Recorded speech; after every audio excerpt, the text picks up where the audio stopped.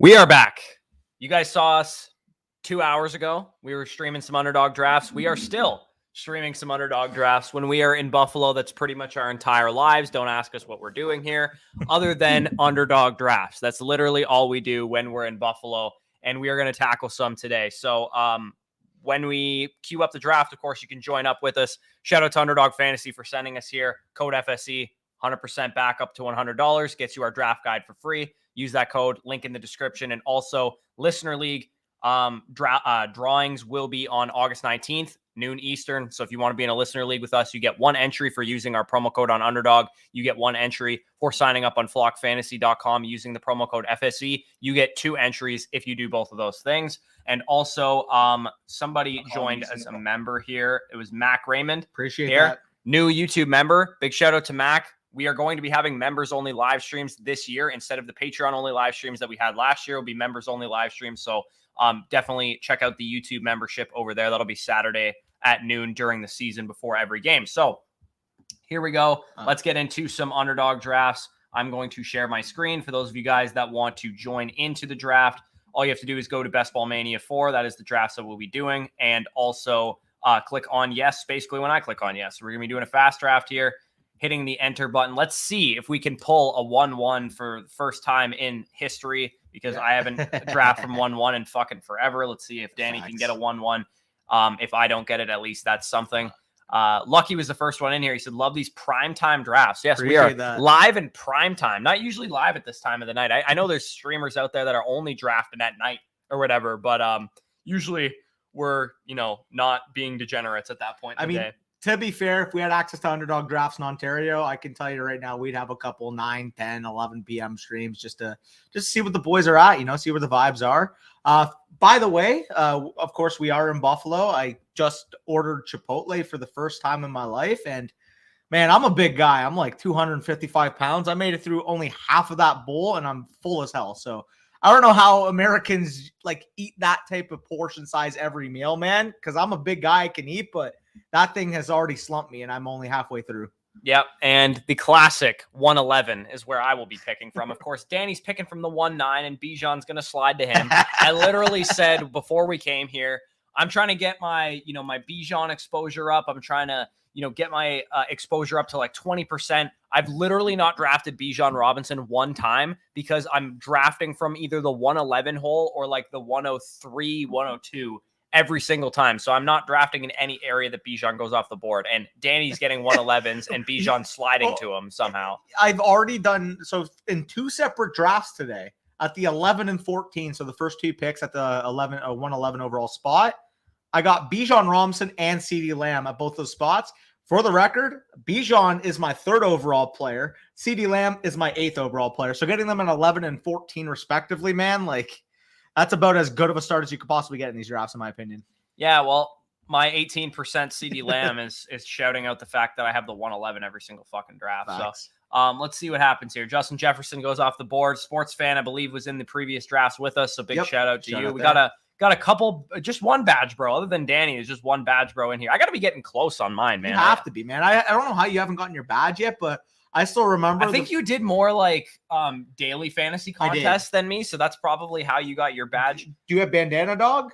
I don't remember, honestly. Yeah, fair. As soon as I got the Bandana Dog, I'm like, I had to support the brand. You know what I'm saying? So, big shout out Bandana Dog and big shout out to my black badge. Yeah, I don't know if it tells you if you're close to the black badge or not. I think I should be close though. I was wondering for the longest time. Well, Ron's flexing his red badge over there. I kind of get a little jealous sometimes. Yeah, the red badge is a flex. Kind of sexy. I'm not gonna lie. Yeah, so we got a wonky draft board so far. I'll take that at 9. And also, before people yell at me, I'll put the draft board on the screen. Justin Jefferson, Travis Kelce, Jamar Chase, Christian McCaffrey, and Tyreek Hill. So a little 1-5 Tyreek Hill texture for this guy right here. Solid. And then also we're probably going to get an Austin Eckler. Yeah, I figured Austin Eckler. Dude, if Danny gets Bijan here, I'm going to be so fucking mad. I'm getting Bijan or Diggs, and I will take either at the 9th overall pick. Again, I mentioned how Bijan is my 3rd overall player. Diggs is my 5th overall player. So if you guys, of course, have access over on Flock Fantasy, or if you have access to our redraft rankings manifesto, you would have known that already. But as you kind of alluded to, Bijan Robinson does fall to me at the 9th overall pick, and I will get yet another share of maybe the best running back in NFL after this year. Yeah, fuck off, dude. I'm gonna be taking another CeeDee Lamb share because I'm not drafting AJ Brown at this point in the draft. I probably should get my exposure to AJ Brown up because I have really not drafted a lot of him, and he's such a good player that I hate being like so underweight on the guy. But like, I can't draft him at the 1-2 turn here. Like, he goes top 10, and when he's going over CeeDee Lamb, Amon-Ra St. Brown, Garrett Wilson in particular, if you want to make the argument over him over Devontae, given the offensive circumstance, I get it. But when you still got the younger guys with more potential passing volume there with the New York Jets, with the Dallas Cowboys, with the Detroit Lions, it's tough for me to pull the trigger on AJ Brown. Yeah, and I only have drafted him in 2.4% of my drafts. So I'm really low underweight on AJ Brown. I'm going to get that up a little bit. Like I might try and get that to like 4 or 5%, but I do want to be underweight on him because I think,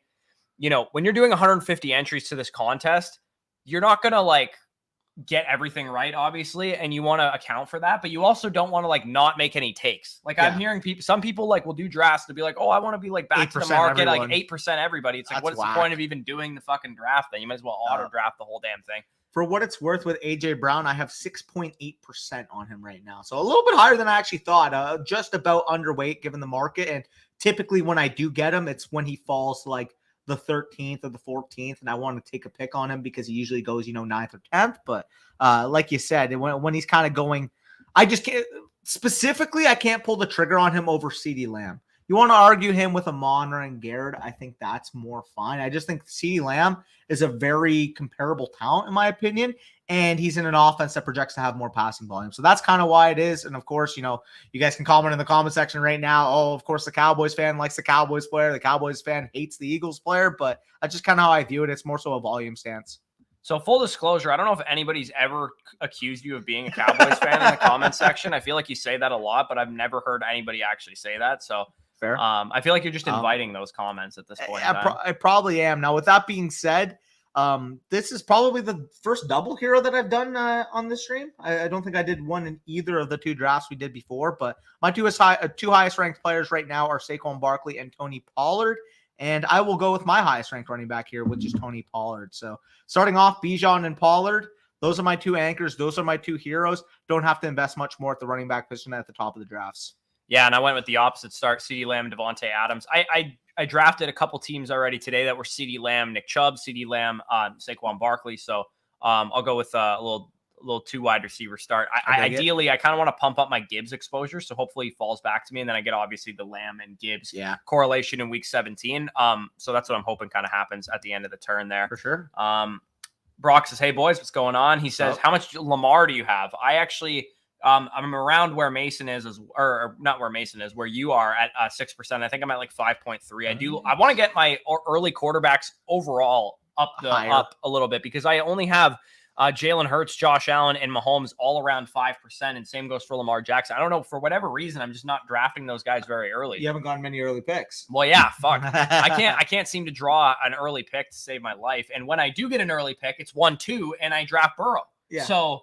Like if I had to look, let me look at my Burrow right now. I bet I have decent amount of, like I do have 11.9% Joe Burrow, and I have no Lamar, Hurts, Allen, or Mahomes. You want to talk being a softie and not taking a stance right now. My elite quarterback exposure is kind of funny because I have 8% Patrick Mahomes, 8% Josh Allen, 8% Lamar Jackson. The only one I'm underweight on right now is Jalen Hurts, and that's mostly just a micro take thing because he usually goes ahead of Josh Allen, and Josh Allen's my clear-cut quarterback 1. And with the Mahomes exposure, the reason why I have Mahomes about in line with Allen is that mostly has to do with when I take Kelsey, I'm more than likely taking Mahomes because you're already making the bet, of course, on an older tight end. You may as well stack him with the best quarterback in football. Yeah, absolutely. It makes some sense there. What do we got here? What's up, boys? What's going on, Bobcat? If you guys are in both streams, you guys are the real MVP. And also, if you 66 of you in here, I don't know how many likes we have on the stream, but 14. Do us a solid. That is the like button's broken. Putrid. We got to dust it off, fix the like button, and hit it. Yeah. And then we will be good. So Dave says, I have the third pick: Chase, CMC, or Hill. If Jamar Chase is there, you take Jamar Chase. That would be a very easy decision for me to make. If Chase is gone.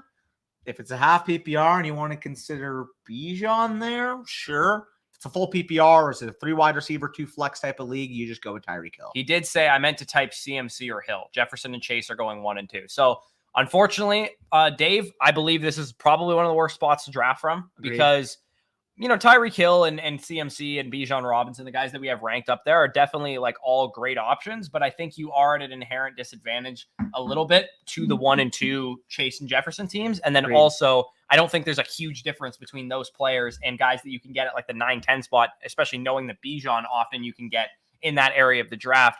So you're faced with the decision, do I want to take Tyreek Hill, who doesn't really project all that differently from Stephon Diggs and CeeDee Lamb and Amon-Ra St. Brown and Cooper Kupp, who all go kind of later in the first round? Or do you want to, reach on a guy like Bijan, who actually routinely goes in the late first round, or take a guy in Christian McCaffrey who's a little bit riskier? So for me, I have Tyreek Hill ranked there in a full PPR format. If you're in a half PPR format, you have any kind of bonuses to running backs or something like that, then I would go with Bijan Robinson. That would be the answer to that question. I would not take Christian McCaffrey over those two players, but I understand why people want to do it. And speaking of, right, I wanted either Lamar or Andrews to fall. Gibbs went at 3-3. Yeah, that's pretty wild. Typically, I would be smashing Ramondre here, but obviously, of course, we already made the video on the double hero strategy, where if you start off with your 2 anchor running backs, I can't just be that far behind the 8 ball wide receiver. So for me, I'm going to go with Amari Cooper here, because I want to make sure, again, I have a stud wide receiver I can rely upon. Also opens me up to potentially setting up the Brown stack with a quarterback I could believe that can enter elite status after this year with Deshaun Watson. We've seen it in the past. 6-game sample size last year isn't enough to dissuade me off of 4 years of elite play. Yeah, that's fair. I think that's a reasonable takeaway. I'm at the 35 pick. There's one more guy going ahead of me. I'm caught between Ramondre and Debo. I'm probably going to just go with whoever isn't picked at this pick. I think he's going to get autoed one of these guys. So he got autoed Ramondre, so I'm going to take Debo. Smart.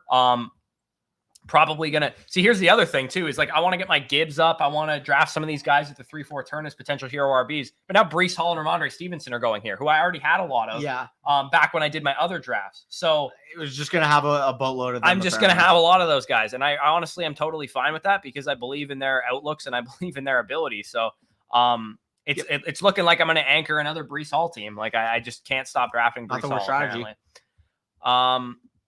In a 1 flex league, go CMC. In a 2 flex, go Tyreek. Yeah, that's the other thing that factors in. If you can start up to, number of wide receivers. Just replace CMC there with Bijan, and we're on board. Yeah.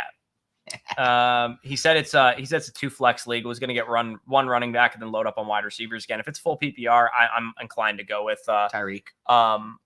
But he does say not like in the second round running backs that are coming back. And I will say they did get a little bit weaker with Ramondre and Breece taking a little bit of a hit. So Judy, this guy's going full 0 here at the turn. Amon-Ra, Garrett Wilson, Keenan Allen, and he got rinsed that quarterback. I kind of feel bad in that spot, but I mean, he did well in boasting with it, though. I will say in that spot, I don't know how you take Keenan Allen over Breece Hall. I understand maybe you want to hope for later picks and maybe get exposure to Breece Hall if people become more pessimistic as a market.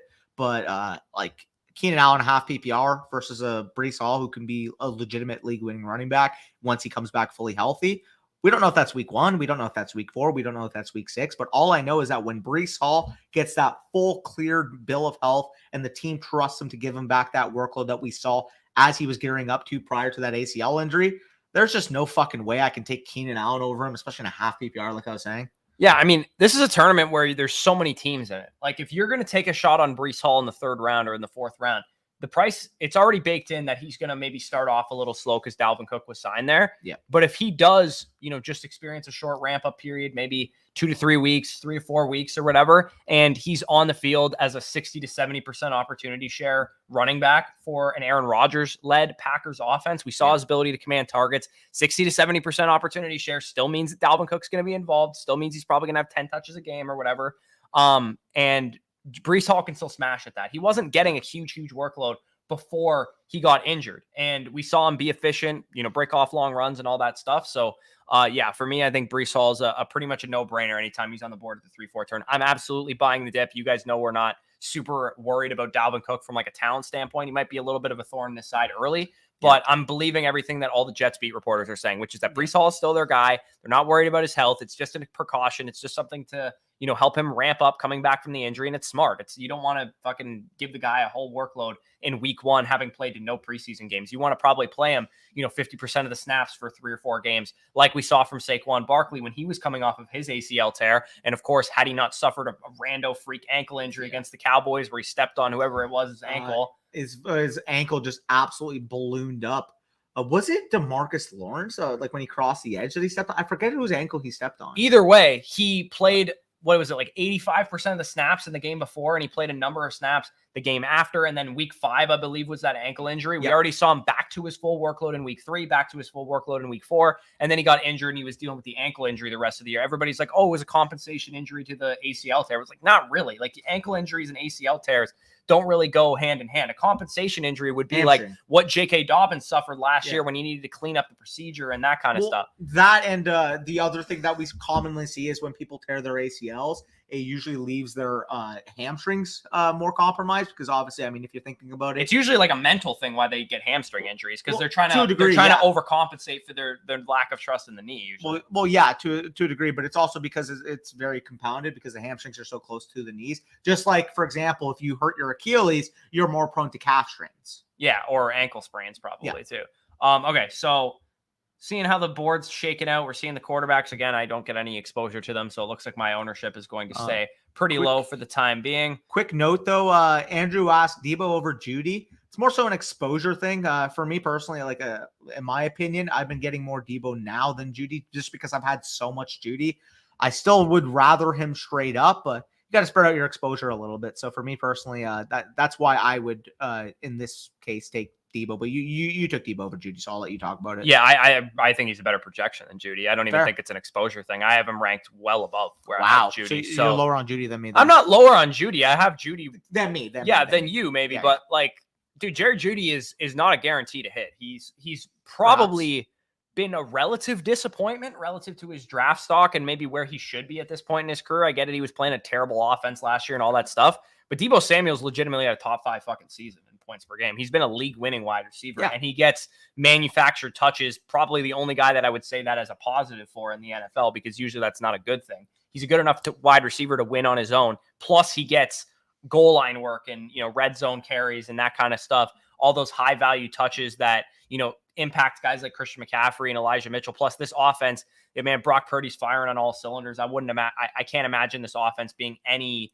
less than a 25 to 30 point per game scoring offense, which would be a top 5 to 10 unit in the game. For me, it just schematically, it's impossible to defend these guys. You have Christian McCaffrey, George Kittle, Brandon Ayuk, Deebo Samuel. They can hit you in so many different ways. And I agree to a degree. However, I will say I am a little bit more concerned with the volume there because there's so many elite players in the offense. I'm not exactly sure how much stock I put into Brock Purdy. I'm taking Kittle right now too. Yeah. So I'm just going to load up on the 49ers offense. I have a large share of 49ers players. Like if I go to my exposure right now, how many times have I drafted San Francisco 49ers? Let's look at this.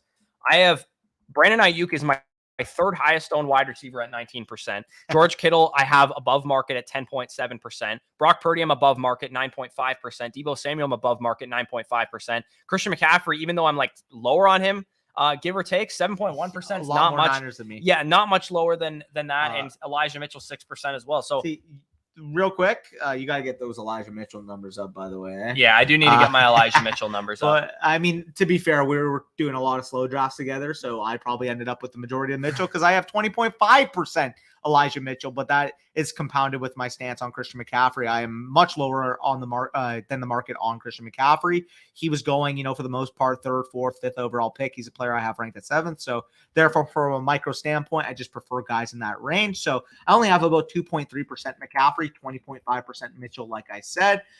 George Kittle, 13.6%. Brandon Ayuk, 12.5%. So well above market on a few of those Niners, below market on a few of those Niners as well. So I'm actually pissed as hell because I can't stop drafting Chris Godwin. I just can't do it. I thought about him at my pick, I need to lock it to differentiate. I'm like, I got to stop drafting this guy. He's my highest owned wide receiver. Yeah. Other than Josh Downs, who's a late round guy. Like of the early round guys, he's my highest owned wide receiver, having like 22% of my drafts. I'm like, there's nobody I would rather draft in this area. Like, I get it. Like, Godwin could be bad because the offense could be bad, but like, Oh, dude, the guy, if he's fully healthy this year, is going to be much better than he was last year. And last year, he was a top 15 receiver and gave you a lot of spike weeks in an already bad offense, even though Tom Brady was the quarterback. Speaking of that offense, I will take his counterpart on that team with Mike Evans at this spot.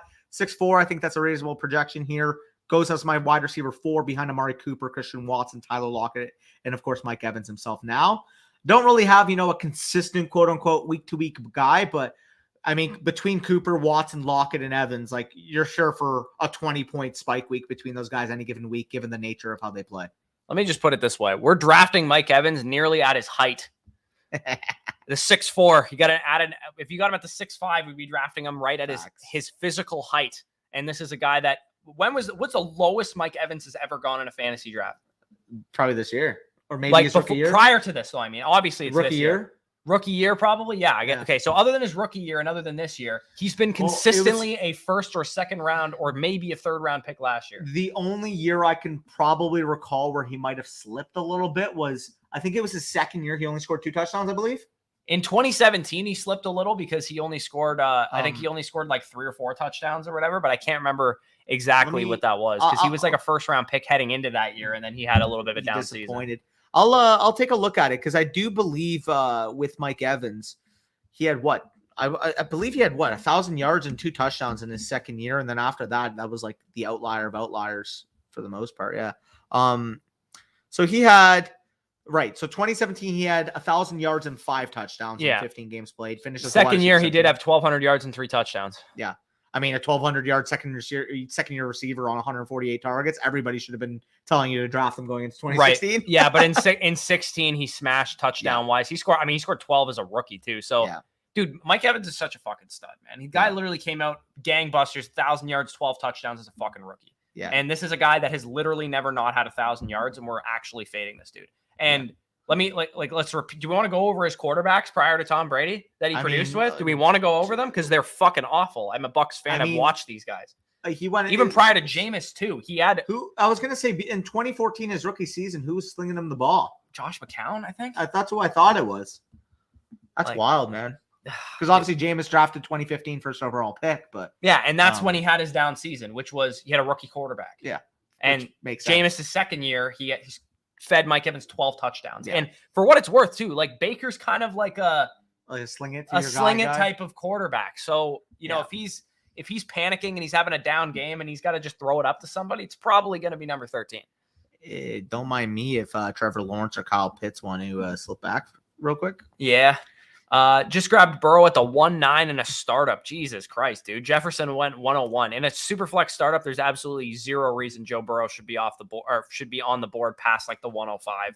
Yeah. That's insane. Yeah, literally. We back. Let's go. What's going on, Cole? 2 lives, 1 day. Yes, sir. Let's go. What's going on, fellas? Giddy Up says Kamara. Giddy Up indeed. Kamara and 2 mid to high firsts, or Jonathan Taylor, A-Chain in a second. Easily. The first. Kamara in the first. Easily. By far. Yeah, dude, you're telling me you get first that have a chance to be early in 2024. I would take one early first potentially over. Do you Jonathan want Cooks, Taylor. by the way? I can save him for you. Yeah, I kind of do want Cooks. I might just take the plunge on Trevor Lawrence and do double elite quarterbacks because 81st overall is ADP 64.7. He's a guy I'd be comfortable taking in the fringe top 50 area. So I will take a share at 7-9. I know I will still end up going with Deshaun Watson because I still want to build out my Brown stack. But you guys have seen, I don't mind going with a double elite quarterback, especially if I can get one in value like we talked about on the last stream. Yeah. If you're getting one at a value point, it's definitely a time to try and get a little bit unique because, as I mentioned in the other live stream, who's your first quarterback again? In the other one? No, in this draft. Who's your first one? I haven't drafted my first one. I drafted Lawrence as my first one, but Deshaun Watson I'm going to take because I have Amari Cooper. Oh, right. Okay, yeah. So when you're drafting elite, like double elite quarterbacks, if they're coming at values, it's definitely a decent spot there. So I want to punt Dak to my next pick. So I'm going to take Cooks here. Yeah. I don't want to pick Dak 20 picks ahead of ADP. He never goes you have to early. Let him I'm not doing it. You have to let him slip. Worst case scenario, dude, honest to God, just go with Jared Goff if you want the week 17. Yeah, I don't think it's worth it to go with Dak at 86. That's too early. He's such like him and Tua are the 2 quarterbacks that slide the most, I find. and like the guys that I'm just like, oh, I guess I'll take a naked Tua or a naked Dak because they're sliding past ADP. They're the two guys with the biggest agendas against them in the NFL. Oh, dude, I was really hoping I would get James Cook with that neck. I want to try and get a little bit more James Cook because I don't really have a lot of them, to be honest. My wide receiver core is looking pretty nice, though. Lamb, Adams, Debo, and Chris Godwin. Give me all the yak monsters you can find. No, I have to ask you, what are you like 8-2 James Conner? Like, would you consider him there? Because I find myself when he falls to the 8th round, I think I'm going to take him, to be honest. That's what I was going to say. When he falls to the 8th round, I just think that's a good enough value, man. Have I drafted this man before? I have never drafted James Conner. This is the first share of James Conner I've taken. I have way more James Conner than I want to admit. I'm not going to lie. Here's the thing about James Conner is the thesis of 19.3%. Do you have 19.3%? Because he was going in the 9th round when I was doing my slow drafts. Jesus Christ. He's gone up to like the 7th round, so I'll take the win on ADP. So, that's wild that you have that high of James Conner. The thesis on James Conner should be the same as the thesis on Marquise Brown, though, if you think about it, right? Because Marquise Brown could have a great end to the season if – oh, that sucks. Okay, Elijah Moore. I'm still – I always do that. You want to take a naked Deshaun? I'm just going to take Elijah Moore and keep my Browns correlation and then figure out, if I really want an Aaron Rodgers for the week 17 as my second quarterback, big fucking deal. But cool. You want to take a naked Deshaun Watson? That's fine. My Amari Cooper and Elijah Moore stack is going to crush in week 17. And then my Trevor Lawrence going to outperform your Deshaun Watson anyway. So if you want to do that, that's fine. Well, I mean, that'd be kind of difficult if your Trevor Lawrence outperformed Deshaun Watson with both of those two receivers crushing. But all offense can thrive it's, that week. You know what? It's going to be Deshaun Watson's going to get benched by then. Yeah, facts. Not really, but anyways, the thesis on James Conner, if Kyler Murray's back at the end of the season, James Conner could scale his production as the season goes along. And I mean, you don't really want to rely on an old running back to do that, but at the same time, he could be a guy that gets it done. Maybe I could totally see like this type of season from James Conner. Has some pure volume weeks early on in the season, suffers a minor injury, misses 4 games in the middle of the year, and then Kyler Murray comes back and James Conner comes back and he actually helps people win championships. Well, the thesis for James Conner is, of course you're dealing with a worse offense, but you're dealing, in my opinion, with an even more uncrackable workload. If you are more than comfortable taking fucking Joe Mixon in the 4th round, you should be all over James Conner in the 8th. That's kind of how I view it. Because from a talent standpoint, from a receiving standpoint, from an overall workload standpoint, you're making the same bet. And James Conner, if anything, on a per game basis, has been more effective for the most part in the last few years than Joe Mixon has. Yeah, no, he has, dude. He was actually good last year. James Conner is one of the few running backs in the like dead zone, quote unquote, that returned on ADP. There was 3 last year. Last year, there was 3 running backs that returned on ADP. Everybody knows the first 2. It was Josh Jacobs and Miles Sanders. The other one was James Conner. Yep. Are we automatically entered or do I got to sign up? So yes, you do actually have to sign up. So the link down below in the description to fill out the Google form, just, put in your FSE, put in your Flock Fantasy username. If you're a member on Flock Fantasy, put in your email address that you've used to sign up on Underdog, and we can cross-reference that. Make sure you actually did sign up using our code. And you would have already had to make a deposit as well on Underdog. But like I said, you'll get 2 entries to the Listener League if you have done both of those things. But yes, you do have to fill out the Google form. Just the reason that we do that is because I don't want to give away all these spots to people who have signed up on Flock and have signed up on Underdog. And when we send out the invites, they're like, oh, I actually didn't want to play in the league. If you guys have to fill out the form, then it obviously means that you want to play in the league. Exactly. If you don't want to play in the league, don't fill out the form. If you want to play in the league, fill out the form. It's easy for us to sift through it in that way. Yeah, because then I don't want to have to chase people that have no idea if the league's even happening, and that kind of thing. So another 1-4 in the puppy. Let's go. Love to see that. Half a bowl. That's weak sauce, Danny. Last to first this time. Yeah, Scott's picking at the 1-1, I believe, which is devastating. Bobcat says, can you sign my bandana? Let's go. Kelsey 102, man, is going for a Mahomes stack at ADP. Honestly, probably that's what he's doing. I'm going to go with David Njoku and see how that guy who just sniped me on Deshaun Watson is feeling, buddy. Yeah. Good. Brock said he got a Tyreek Waddle team. That's interesting. You probably got Tyreek at the 1-5 like this guy. I wonder did this guy who took Tyreek in our draft take Waddle? No, Waddle was off the board by the time he got there. I'm sorry, but the guy who just sniped me on Deshaun Watson has 2 wide receivers, 2 tight ends, and his only correlation to Watson is fucking Nick Chubb. Dude, I'm gonna snap if this guy ahead of me takes fucking Dak Prescott. He probably will, bro. He sniped me on Deshaun Watson. He's probably just cucking. Could be. Oh, he's panicking. He wanted Njoku. Yeah, asshole. How you feel about that? Don't do it. Okay. Yeah, take Auto draft Jameson Williams. Love to see it. Take him. There we go. That was a risk. That was kind of a risky push. I'm not going to lie. Even though Dak was at ADP where I just picked him, it's not like I was waiting him to go past ADP. I don't know. I've had bad luck today when it comes to pushing my stacks there. Typical Cowboys fan. Look at later on though. Yeah, was everybody doing it? What's your stance on JT?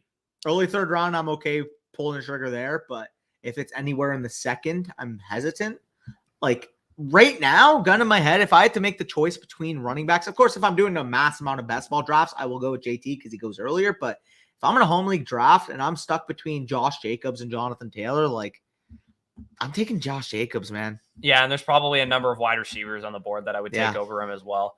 I really don't like the board at this point. I hate it. Who do I have? Okay, so my secondary sacking option is probably going to be Brock Purdy because I have Debo and makes sense. And shit there. I guess I'm just going to keep pumping my A-chain bags here.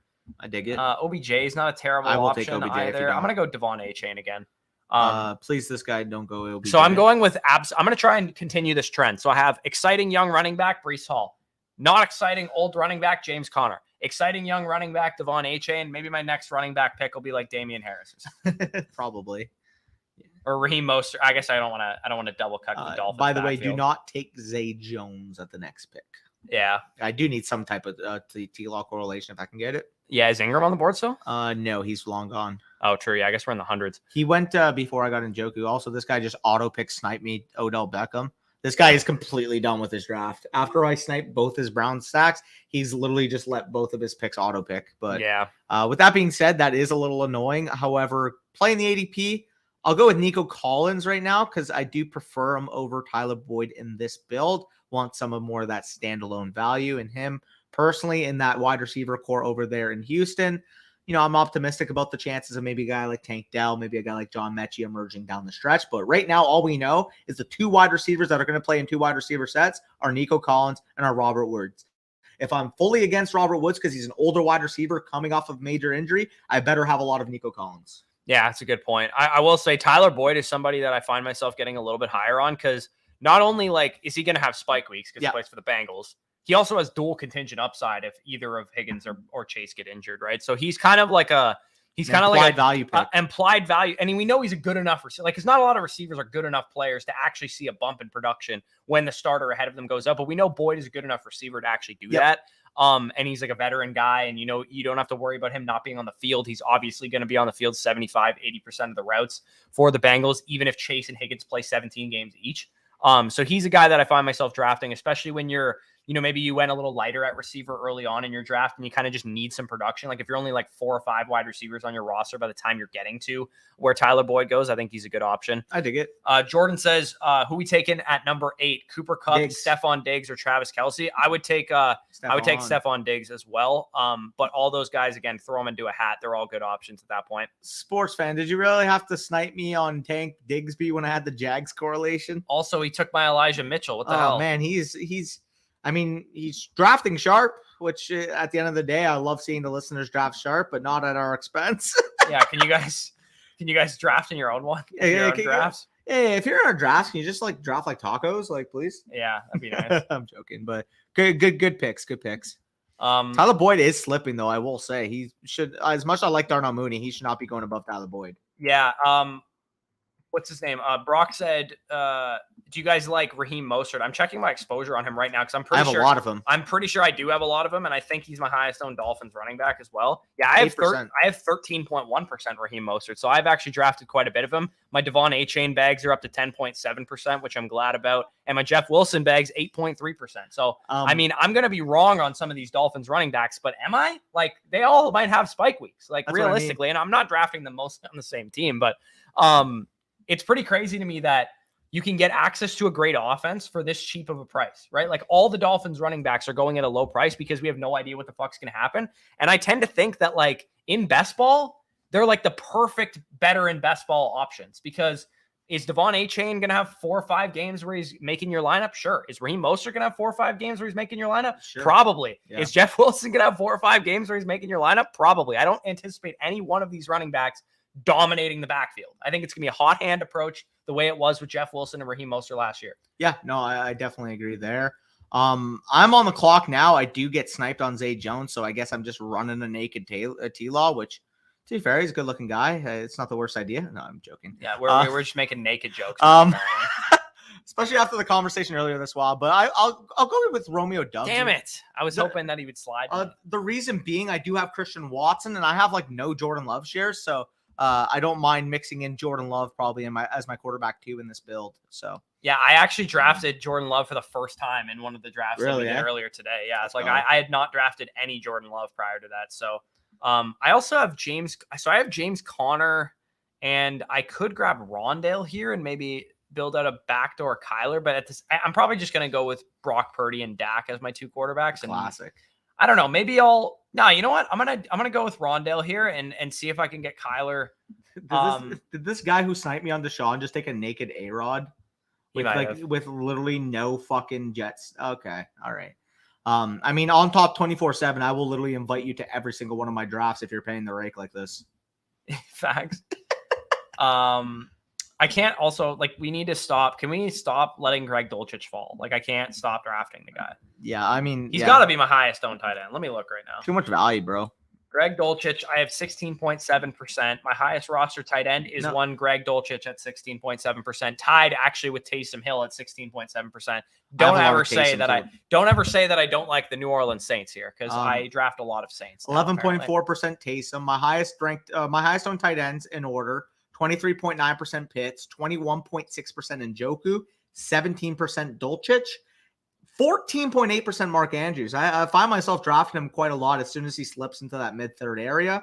George Kittle, 13.6%. And then, like I said, 11.4% Taysom, which is tied with Michael Mayer, as I believe that's a tight end 5 in terms of my overall exposure. So, yeah, so I'm going to push Kyler to see if I can get him on the way back. I am low on Najee Harris. I need to get my Jalen Warren bags up because I am not drafting any Najee Harris, really. Like, how much Najee have I drafted? Can't be a lot. I have probably like 2% maybe. I've drafted 4.8% Najee Harris. You love him, the workhorse. What have I drafted of Warren? I only have 4.8% Warren too, so I probably need to draft more of both. I have a higher amount of Najee than you? No. Gross. I was making the joke that you like him, but apparently I like to pound the rock. Bush, have you started Better Call Saul yet? So no, I have not. I watched Breaking Bad in high school, and I hadn't watched it until this year. Me and my girlfriend are on like middle of season 3, end of season 3, I think right now. Of Breaking Bad. Actually, I think we just finished season 3. Yeah, we did. So we're on season 4 right now, and we're intending on watching Better Call Saul after it, because I couldn't have just like walked into Better Call Saul after not watching Breaking Bad for like 5 years.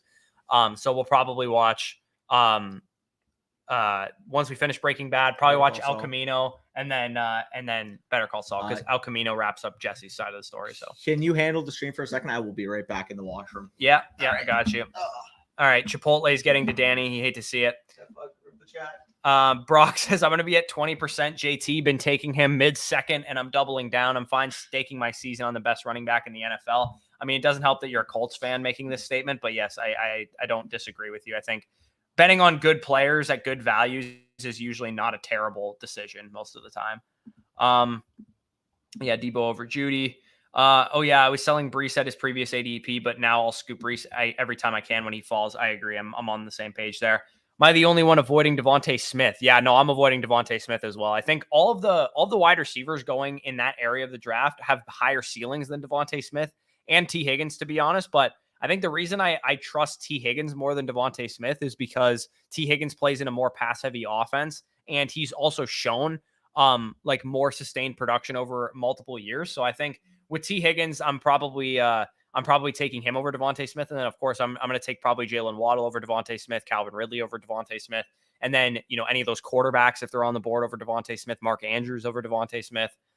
So that's where I'm at with him. But I do think part of the reason why he goes so high is like for stacking purposes, because everybody's trying to get the like Hurts Devontae 2-3 turn kind of pick there. Favorite upside players for redrafts, round 7 to end. So let me actually I'll just literally go through the ADP right now and tell you some of the guys that are going in that area of the draft that I like. Okay, so round 7 starts at what? Pick 85 or so. So some of my favorite upside players here: Elijah Moore, Sky Moore, Isaiah Pacheco, Rashad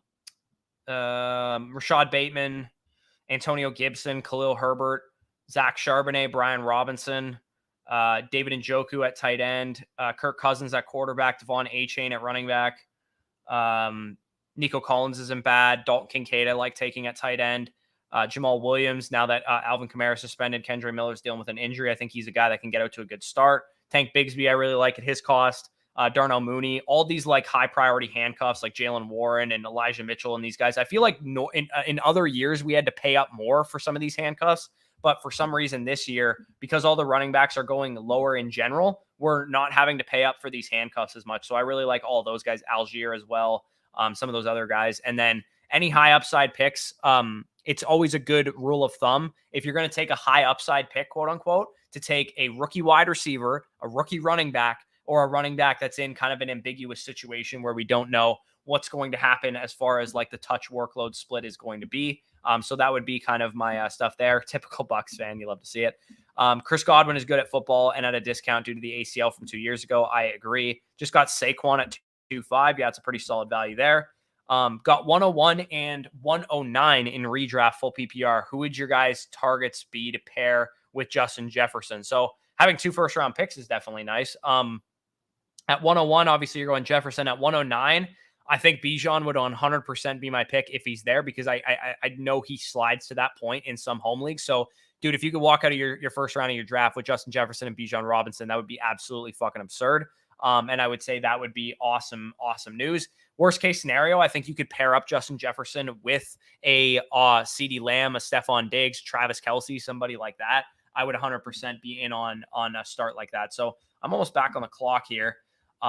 Let's look at my team. What am I looking for? I'm probably not going to be able to push Purdy past my 158 pick. So he's going to be earmarked for my second pick, I think. When I look at my team, I have Breece Hall as my anchor running back. James Conner's a good volume play. A-Chain's probably a down the stretch type of guy. Same with Jalen Warren as well. George Kittle I have as my only tight end. So I might want to go with a tight end at this point. I don't love the running back board this area, so I'm going to grab Sam Laporta, who's a guy I've wanted to get more of, and I think he's the perfect tight end to pair with George Kittle, because not only is he getting all the snaps with the Detroit Lions, he's a rookie upside swing who's probably going to be better later in the season. George Kittle's a veteran. He should be out to a pretty hot start to start the season. So for the most part, when you take an early tight end like George Kittle, your thesis is that he's going to be great. So you probably don't need a second tight end that's going to be awesome. So you might as well take an upside swing in Sam Laporta, who can be a good option for you there. What's the path to success for JSN? That's a really good question to ask, honestly. I think not a lot of people are asking that question. Not that I don't think JSN can just like outright win more targets than people think. I think a lot of people come in with the mindset that he's the young receiver. Metcalf and Lockett can earn targets. JSN won't earn targets because of that. There's two sides of the coin. Some people are on that side of it. Some people are like, oh, he's just the best receiver on that team and he's going to outdo them in targets. I tend to think the target shares of this team are going to be consolidated and we're going to get like 20% JSN, 22% Lockett, 23% Metcalf, and they're all going to just kind of cannibalize each other. So I am going to take Brock Purdy with this pick. I might go with a third quarterback depending on how I feel on the board. Dak Prescott and Brock Purdy to me is a little shaky for just a 2 quarterback build.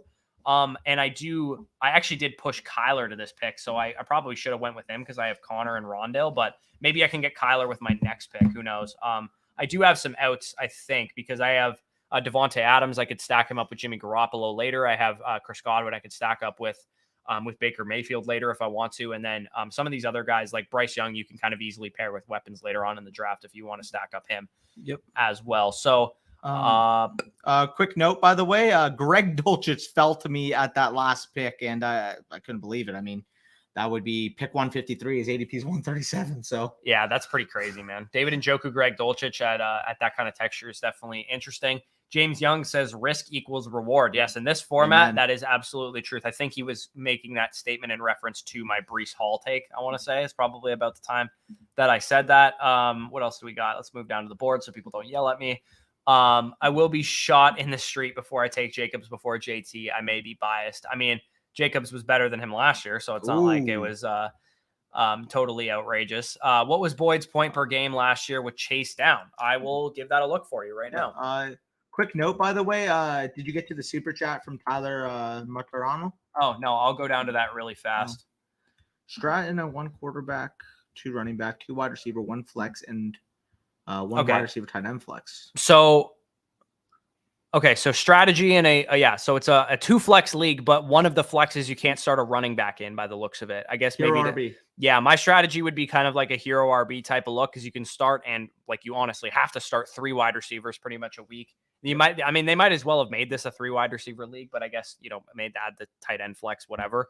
I would say hero RB would definitely be a strategy that I would be looking to employ, unless superstar values are going to fall to you at the the turn picks that you're making in the one of the first 3 round picks or whatever. You're probably not going to want to go with a double hero type of start there. And also, zero might be semi viable, but it is a little bit more of a shallower league format, so it might 100%. Might be kind of hard to do a complete zero. So hero is kind of a good balance. I mean, if there's people in your league that are like completely pushing up running back value to the point where, let's just say 5 running backs go in the first 8 picks and 12 running backs go in the first 2 rounds. Like at that point, if you want to go with a 0 RB, I think that would be very, very strong in that type of format. But realistically, if you can get one anchor, you can build through the wide receiver position. Again, one of your flexes, you literally can't start a wide receiver, or you literally can't start a running back. So that makes getting wide receiver depth even more important. Yepers. I'm checking the Boyd for gotcha. In 2022 or overall? I think he just said it last year. I don't say okay. Antonio Brown, and I keep left or right clicking my keyboard because it's like close to my right side here. Yep. Let's go 2022. Tyler Boyd when Jamar Chase was out. Jamar Chase was actually better with Tyler Boyd was actually better with Jamar Chase on the field. He had 11.61 PPR points per game with Jamar Chase, only 8 PPR points per game without Jamar Chase. And the targets were 5.5 versus 5, so he got a little bit more volume, I suppose. Touchdowns were relatively similar. It was more so efficiency of the offense. Again, it's a 4-game sample size. I wouldn't take away too much. I actually think T. Higgins might be the more the more beneficial guy to be out, because Chase is more of your downfield weapon and Higgins is more of your possession guy. So if Higgins were out, then I think Chase would Boyd would probably perform a little bit better. Let me actually, I'm gonna have to, because T. Higgins had so many games where he was like active but not playing. Let's just say like 40% snaps. Go maybe. Less than games where he received less than 2 targets. Again, he was better when Higgins was on the field. The volume again it's a 3-game sample size, so it's not a whole lot to take away from it. So not much to take away from it. Doesn't really prove our point there with Tyler Boyd, but I will say, like, if they were out for an extended period of time, I would imagine that Tyler Boyd would receive a pretty decent uptick in terms of his overall volume. I'm going to be back on the clock here soon. I want a third quarterback. I want to say, am I in the business of taking a naked Matthew Stafford? Absolutely not, because Matthew Stafford is like, I guess I could stack him up with like Van Jefferson late. Maybe is Van Jefferson. Van Jefferson goes in like the 13th. Okay, so he's literally not even on the board, and Higbee's gone, and Kupp is gone. Yeah, I'm not taking a naked. You don't want Puka Nacua? No. Sure? Yeah, I definitely do not. So I have Breece Hall, James Conner, Devon Achane, and Jalen Warren at running back. Let me add in another guy that I think could work into a role. Probably go with Jerome Ford here or Gus Edwards, whichever one kind of falls back. I got Jeff Wilson there, man. Yeah, I mean, I wasn't going to take him. I have Devon Achane. So. Oh, you have Devon. Fair play. But all I'm going to say is like 15th round Jeff Wilson.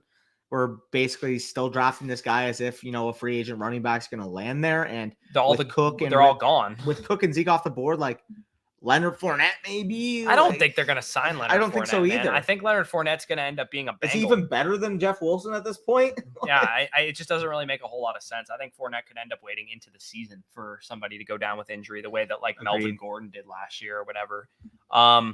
Am I missing something where I don't understand Cortland Sutton going 50 picks later than Judy? I mean, Judy's just a way better player. He's a way better player, but 50 picks is a large discrepancy. I don't think it's outrageous to say that Cortland Sutton should go a little closer to him. Yeah, I mean, but I do think that Judy is the clear alpha there, which is, I think his ADP is pretty validated in my opinion. I'm going to grab Devontae Parker, get a guy that's going to be on the field all the time. I was going to take him if he fell.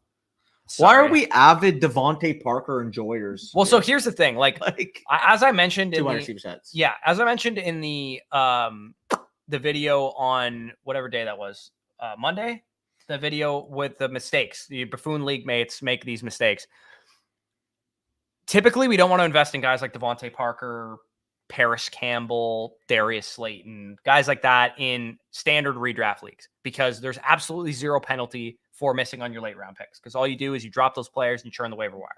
But in best ball, there's no waiver wire, there's no trades, there's no in-season management. So having a guy like Devontae Parker, who is not going to get benched, is not going to lose his job. He's going to be out there for 80, 90, 100% of his team snaps on the overall of the season. If the Patriots are any better than we think, maybe Bill O'Brien and Mac Jones make the offense more like his rookie season, then Devontae Parker is going to have 5 touchdowns, and that'll probably get him in your lineup a decent amount.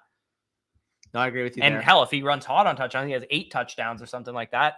Kendrick Bourne on the Patriots was like one of the highest best ball win rate players 2 years ago. Yep. On the Patriots with Mac Jones as his quarterback. Yep. No, 100% agree. I also want to mix him in a little bit more because I saw that the Patriots game, they rested, I believe, Juju, Kendrick Bourne, and Devontae Parker, which is odd. And the other thing too about Kendrick Bourne, I believe him and Matt Patricia like fucking hated each other. And that's kind of like where all that shit was stemming from. With Matt Patricia gone, I think Kendrick Bourne's the best receiver on that team. Yeah, he may very well be. So I don't mind that take. Danny, opinion on Deuce Vaughn. I quickly want to get into this because we were talking about it in the last stream. I know Brock already mentioned how I believe he was at work or whatever. He came late for the last stream. But we were talking a lot about Deuce Vaughn in that stream. And it's really exciting just to see how well he fits in with the team. And I feel like the biggest issue for him coming into the NFL was basically showing a team that despite his size, he could handle a workload. And I know it's more narrative-y, so like we don't like using it quite often, but I mean, it does matter to a certain degree that his dad is one of the biggest, how do I explain it? The most influential scouts on the Cowboys scouting staff. They made the pick for Chris. Deuce has come in. Deuce, obviously, if he was 6 foot, 205 pounds, would have been the clear-cut running back 3 in this entire class. So the fact of the matter is they made the investment on him. Obviously, they have as much information as they possibly could have when it comes to Deuce Vaughn, with his dad, of course, working for the team for the last 10-plus years. So if there was any situation where Deuce Vaughn could develop, could become that number 2 running back, it was the Dallas Cowboys. Like, that was the matchmaker for him. That was the absolute perfect fit, the absolute nuts range. And I mean, Corey, you made the reference to it on the last stream, but he develops the right way. He could be a Tariq Cohen-like player for this offense where he's very dynamic with the ball in his hands, obviously adept in the passing game. And the Cowboys just need another ball carrier that they can rely upon. And as much as I like Malik Davis, Rico Dowdle shows some flashes, like Deuce Vaughn from a pure ability standpoint, the ability just to play the running back position, is the second most talented running back on that team. So if he keeps showing what he was able to show in that first preseason game, I have no doubt in my mind that he can earn that running back 2 role. Yeah, he's one of those guys that I just like don't want to bet against. Like, exactly. He's obviously been small his whole life, and he literally went to Kansas State, commanded the number 1 workload of any running back in this class. Let me repeat that. The 160-pound running back that was in this class literally led the FCS in backfield dominator rating. Like, he was a workhorse for his team, and he had an elite target share as well. Like, he was a dominant receiver in college. So he's the type of guy that I know our buddy Angelo rated him as like a Pro Bowl talent. Yeah. He was like his RB3 in the class. He's like, I don't give a shit how small this guy is. He's probably the 3rd best back in this class. And speaking of, you might be able to get him here. Is he on the board still? Yeah. Oh, yeah, he is on the board. Well, I was going to take him, but I already have Tony Pollard, so that would literally just be making a bet against my Pollard, which I've already taken. Yeah, I mean, I have Dak, I have CeeDee Lamb, I have Brandon Cooks. I can just complete the Cowboys stack here and go with Deuce Vaughn. Am I going to have an opportunity to grab another quarterback? Am I going to backdoor shuffle the Devontae Parker, Mac Jones? I guess I might have to, right? Well, for those of you, I can get I'm going to go Garoppolo instead because I have Devontae Adams. For those of you that don't know, by the way, before we started streaming, there was a draft where myself and Corey were in, where I literally got sniped at every single quarterback spot. So I believe I built around the Jets, the Browns, the Cowboys, and the Lions. Literally all 4 of those stacking quarterbacks end up going. Any other quarterbacks I targeted, so guys like Daniel Jones, your other, quarterback 2 candidates that we think have some upside, all got sniped for me. So it kind of got to the point where it was so ugly, I punted quarterback till my last 4 picks. And I wouldn't advocate for this. Obviously, 4 quarterbacks builds. There's not really much research on them, but for what it's worth, Corey mentioned it on the stream as well for the last stream that the reason why there's not much information on 4 quarterback builds is because typically teams building with 4 quarterbacks get autoed those quarterbacks. So their teams in general are probably, reaching on a 4th quarterback 40 picks ahead of ADP hypothetically. So, or they're auto drafting most of their team. Like not even just like the quarterback that got auto drafted to them. There's probably like they draft for 10 rounds. They're like, I'm done with this draft, or they forget about it or whatever, and that's why they had 4 quarterbacks fall to them. So I closed out my build there with Jimmy Garoppolo. Sorry, just quick note, Will says, so you have to have a YouTube membership for the Saturday streams, even if you're a mother blocker on the site. We're trying to get it right now so that we can DM it in our Discord for the private link to those live streams. We just have to play around with it because with YouTube, it's a little bit tricky because if we set it to members only, we want to make sure that we can offload that link to you. I'm almost positive we're going to be able to do that, Will. Yeah. So it should be just fine.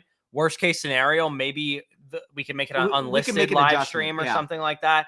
I don't know exactly how we're going to configure it. I think all you have to do on YouTube is just make a members only live stream. And then like Danny said, you copy the link and throw it in the Discord.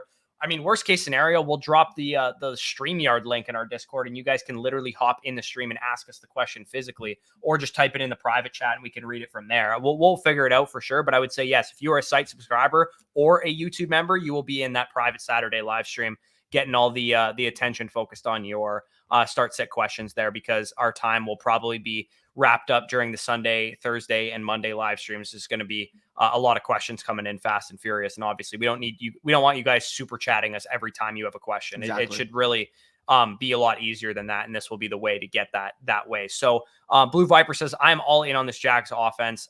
What about you guys? Buddy, you don't have, to convince me. Let's take a look at the Jaguars exposure I'm scared to look in my shit here. So we got, where we go? I'm not in my things here. Oh my God, I have more than I thought I did. Yeah. So Danny's 21% Calvin Ridley, 20.5% Travis Etienne, 19.3% Trevor Lawrence, 12.5% Tank Bigsby, Evan Ingram, 10.2%, Christian Kirk, 6.8%. I actually don't think I can even beat you on that. That's pretty crazy. I have 16.7% Travis Etienne, 13.1% Calvin Ridley, 10.7% Trevor Lawrence, 10.7% Evan Ingram, 10.7% Tank Bigsby. And then Zay Jones and Christian Kirk, I'm even with the field, 8.3%. I think I was the first person on Underdog to be drafting Calvin Ridley at the 2-3 turn, because I remember when his ADP was in the mid-30s, I said, well, I'm not going to get him back at my next pick. Let me get a different texture with taking Calvin Ridley at the 2-3 turn. It just so happens now that that's a common sense around where his ADP is. I think his ADP is like 23 overall now. So me thinking I was ahead of the curve, galaxy braining, getting a different texture with him at the 2-3 turn. It just so happens that all the sheep ended up following. So yeah. If you guys are playing on Underdog, there's a really cool tool that you guys can use on Fantasy Life, the Matthew Berry's website. You upload your CSV. So you go to your exposure, you get them to email you the CSV, and then you can upload it to Matthew Berry's Fantasy Life Best Ball Hub. It's a free tool. You don't need a membership or anything like that. And what it does is you can search your Calvin Ridley teams, and you can see your most commonly drafted players with Calvin Ridley. And you can be like, oh, when I take a lot of Calvin Ridley, I'm often taking Jahmyr Gibbs a lot of the time. Maybe I should mix it up and not take so much Jahmyr Gibbs with Calvin Ridley, or vice versa. Maybe you want to do that. Maybe you believe in both those players and you want to just load up on those two bets ahead of the market. Yeah, those 2 bets that you're making. So definitely check that out. Again, like I said, all you have to do is go to your exposure. You go email exposure CSV, and then Underdog will send you an email within a couple minutes. And I believe you can only do it once a day, so you can't constantly do it, but it's something that you can use in the Best Ball Data Hub. And Pete Overset actually has just an instructional video on the website right there that he can teach you how to use it. So let me know when we should start queuing the next draft. Yeah, let's do it. Okay, I'm going to enter the next draft. Again, if you guys want to join in, go ahead and do so. We are going to hit yes on that one. 3 people remaining if you want to get into the draft. Of course, if you guys are just joining us, don't have an Underdog account, you have no idea what the hell we're doing over here, use promo code FSE for 100% back up to $100, and you will get our draft guide and weekly rankings for free. As a thank you for doing that, you'll get an email within 24 hours once you sign up. So draft is full. Come on. Please. Influencer 101. That's what I was going to say.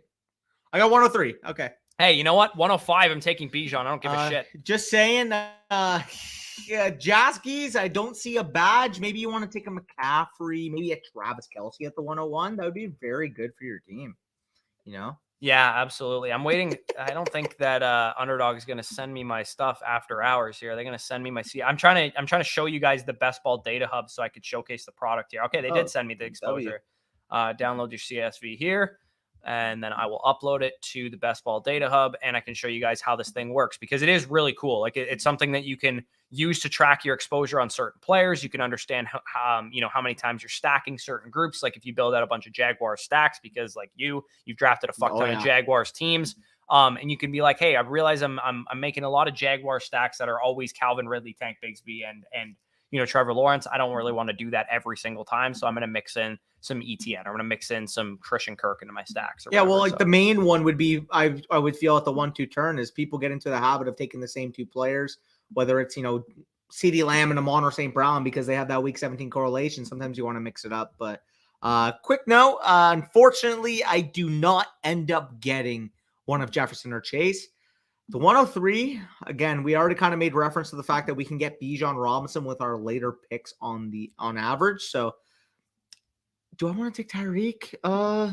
You know what? Let me get a unique with it. I don't really see many Stephon Diggs 103s, and I'm hoping I can get Josh Allen to stack with him in the next round. So I'll mix it up. I'll get Stephon Diggs. I'll push him ahead of his current ADP, and I'll hope to stack him up with Josh Allen and maybe get a different third player than we're used to paired with the two. Because typically, if people are getting Stephon Diggs at the 107, 108, 109, they either have to reach on Josh Allen, or even when they get lucky and he falls into the third round, they're getting a different second round player than I will be in this scenario.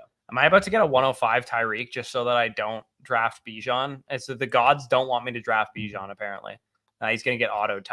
He got autoed McCaffrey. Great. So I just got a 105 Tyreek Hill. I mean, not that I'm complaining. I'll take 105 Tyreek Hill anytime I can get it. But I'm literally trying to get my Bijan exposure up here, people, and it's just not happening. So kind of devastating. Managed to get McCaffrey at the 106. Yeah, I mean, at the 106, I'm absolutely okay with him at that point in time. And Chubb at the 205. Pretty solid anchors there. Cheeky ends up being the one getting Bijan. Shout out because he's in the stream. He said he was at the 106. He ends up getting Bijan Robinson. Well, you're welcome. Somebody let me get Tyreek. Danny decided to galaxy brain so that I wouldn't get fucking Bijan. And I'm pretty sure he's just doing this on purpose at this point in time. So, where are we at? Would you take Madison for Njoku? I have Zach Ertz as my only tight end, and I'm in a 10-man, and I have Saquon and Javonte Williams. I mean, Madison goes well above Njoku in ADP. So, yeah, I probably would take Alexander Madison. Yeah. I think you could probably trade Alexander Madison to somebody else right after you make that trade for a better tight end than Njoku. Yeah. If that's okay, because if it's redraft, I will take Madison. If that's a dynasty, though, I'd rather. If this is a dynasty question, yes, I will take Njoku. But in redraft, if you're getting Madison for Njoku, you could probably turn around and then flip Madison for Pitts. Yeah, probably. Fuck, at this rate. Or Goddard at the worst case scenario, probably. But yeah, let's smash some comments before your next pick so we can catch up a little bit. Yeah, Elijah Moore's a huge sleeper this year, and no doubt. Yes, we are. Yes, we are fantasy later. I don't have a MacBook. I have a Microsoft Surface, but yes. Is it Zach or Badake on the stream right now? I'm at 20% JT right now, so not as high as I thought. I have 27% ETN. Let's go. That's pretty high. Around 17, I'll use narrative to justify my Deuce pick. Absolutely, dude. I'm telling you. Man. Deuce will have a dynamic 8 touches a game and an elite offense and sneaky touchdown upside. Yes, we already talked about that. How do we get the private Discord? I never use it, but we'll want access to those streams. So the private Discord channels, if you guys, I feel like we never tell you guys that you have to do this, but when you sign up on Flock Fantasy, there's a little Discord symbol in the top right corner of the site. And when you sign up over there, it should automatically grant you FSC Mother Flocker or Flocker status. And that will automatically put you into the Discord servers that are private to only FSC Mother Flockers and Flockers. But worst case scenario, there's an instructions to join tab within the Discord, and Jack or one of the other devs can get you set up if it didn't work for you for whatever reason. So if you need access to the private Discord channels, then check out the instructions to join Discord tab there. Yeah, 100%. Cheeky, in Dynasty Superflex start 11, do you trade ETN for Bryce Young in a 2024 first? What? Yes, absolutely. I would. In Superflex, I would much rather have Bryce Young than Travis Etienne. So give me the free first rounder that you're pocketing here. What the hell? Don't need a quarterback. Already have Fields, Watson, and Pickett. I could care less if you need a quarterback or not. I'm taking this trade. Yeah, that's. That guy should literally be fired from your league. Yeah, dude, make this trade and go sell Fields or go sell Watson or go sell Pickett. Like, just go sell one of the other quarterbacks. If you're going to get this much of a discount on Bryce Young because he's a rookie, then I'm absolutely taking taking that. Fantasyland said it's Zach watching the stream. Let's right go, big Zach. Did y'all watch that expert draft on ESPN? I saw a last little night? bit of it. Mixon went 20th overall. Yeah, disgusting. Oh my god. Yeah, expert draft. Oh, look at us. Look at us, guys. We got ourselves a live one. A Tyreek Hill, Jalen Waddle. That's pretty sexy. I'm not gonna lie. You know what? The wide receivers at this point are pretty flat. I think I'm just gonna go ahead and take Allen at the 210. I could maybe push my luck and see if he falls to the 3-3, but honestly, I have really no preference whether it's Olave, Smith, Ridley, Higgins, Metcalf, or Andrews that falls back to me. In fact, Ridley would be my next rated player there, but I think he's more likely to fall back to the 3-3 than a guy like Olave or Devontae Smith will, and more likely to fall back to the 3-3 than even Josh Allen will for the most part. So, oh damn, I'll take Josh Allen. Fantasyland breaking the rules out here. James, like I just explained, though, the reason why I do take 103 Stephon Diggs there is for the most part, I'm already higher on him than the market. He's a top 5 player for me, so I don't mind taking him. B, I view the 3 to 10 range for the most part as a pretty flat tier. And C, there's going to be a lot of teams taking him in the range that you just There's mentioned. 500,000 people in this tournament. You got to get unique somehow. In a home league, Danny would not have made that pick. I'm doing 150 drafts there, James. I need some type of, differentiating. Yeah, obviously, like you're not going to do that in a home league. You wouldn't have taken Stephon Diggs there, but in an underdog draft, when you're trying to get a little bit different textures going on, and when you're trying to differentiate your teams. Week 17. Andrews. Oh my God, what is this, dude? Dude, if we can somehow get Lamar back to Corey, this might actually be the nuts start. Yeah, I don't think Lamar's getting back. He won't, but like we can pretend like he will. I'll take Tua. When he comes back. But maybe Lamar falls. Yeah. Maybe we get lucky. This is a question for Danny regarding his new redraft rankings. Would you move Kelsey ahead of guys like Hill, Bijan in a 10-team, 3 wide receiver, 1 flex, 1.5 tight end premium? Wondering if the tight end premium changes things. So for me, Danny can answer it after. Hill and Bijan would still be my 3 and 4. Especially in a 3 wide receiver start league. I think Hill would probably be my 3. In a 1.5 tight end premium 10-team league, Kelsey would be the 5th overall pick for me, I think. Yeah. Like I would have him over McCaffrey. You take him over Bijan? No. I would have Hill and Bijan 3 and 4, and I would have Kelsey at 5 ahead of Christian McCaffrey, Stephon Diggs, Cooper Kupp, whoever else. Yeah, I would say it would be a toss-up between him and Diggs in that format for me. I probably would agree. Honestly, I think you make the case of him being 4 or 5. I think you can make the case he should be 3. I think you can make the case he should be fucking 1, to be honest. Yeah, a 1.5 tight end premium 10-team league. Kelsey's going to be a massive advantage. You can make the real case that he definitely should be over Tyreek and Bijan. Realistically, if you're comfortable structurally building around him at that point, I don't really think there's a pick that's quote-unquote too early for him in that type of format, to be honest. Especially a 10-team 1.5 premium. But Cheeky says you're welcome for Waddle. Yes, you love to see it. Man, Tyreek Waddle is pretty rare, but Tyreek Waddle Andrews is really rare. Yeah, no, 100%. Are y'all taking any Michael Thomas? Yeah, I honestly don't mind Michael Thomas. I think he's a fine option. I don't have a ton of him, but like if he falls deep enough, like he's still good value. He still projects well. Cheeky gave me the Waddle falling back to me, and then took Lamar Jackson immediately after. But realistically, he was not getting back to me. He did you a favor still. He wasn't going to fall. He wasn't going to fall back to me, so it's fine. Bush, I took Jacobs over JT here just for you. He loved to see that. Are you in this draft, Brock? Are you talking about puppy? Just in general? I think he's doing a puppy right now. Doing a pupster. Yeah. What up, y'all? I'm back. What's going on? Ambiguity. I've been grinding drafts recently to get some exposures down. Not gonna lie, I love ETN, but 27% is insane. Yeah, dude, ETN is so boomer bust to me that I'm feeling pretty nervous that I have him up near 20%. I'm like, I don't really want this much ETN. Even though I like the upside and I like what he can bring you from like a spike week standpoint, like he is kind of a risky bet. I'm just saying, like, Cheeky, you have 2 running backs, so it's unlikely you would take him anyways, but if somehow Brees fell back to you, yeah, that'd be kind of sickening. It's pretty dangerous. That just might be the winner. That might be the winner indeed, but we don't want to be canceled for collusion here. So take whoever is available. Take whatever you want, but we're just saying that would be pretty crazy. My beta bull hub, it says processing 1 out of 8. We're on hotel Wi-Fi, as Davis Maddock would say. The Wi-Fi at this resort is a disaster. So dog water. Puppy at the same time. I don't do a lot of BBM due to price. Yeah, it makes sense. I still think if I were in your guys' position and you guys would do were, puppies. trying to get some like healthy exposure to some of these players, but not like going sicko mode like us and drafting 150 teams. I would definitely want to mix in like 10, 20 BBMs, I think, give or take.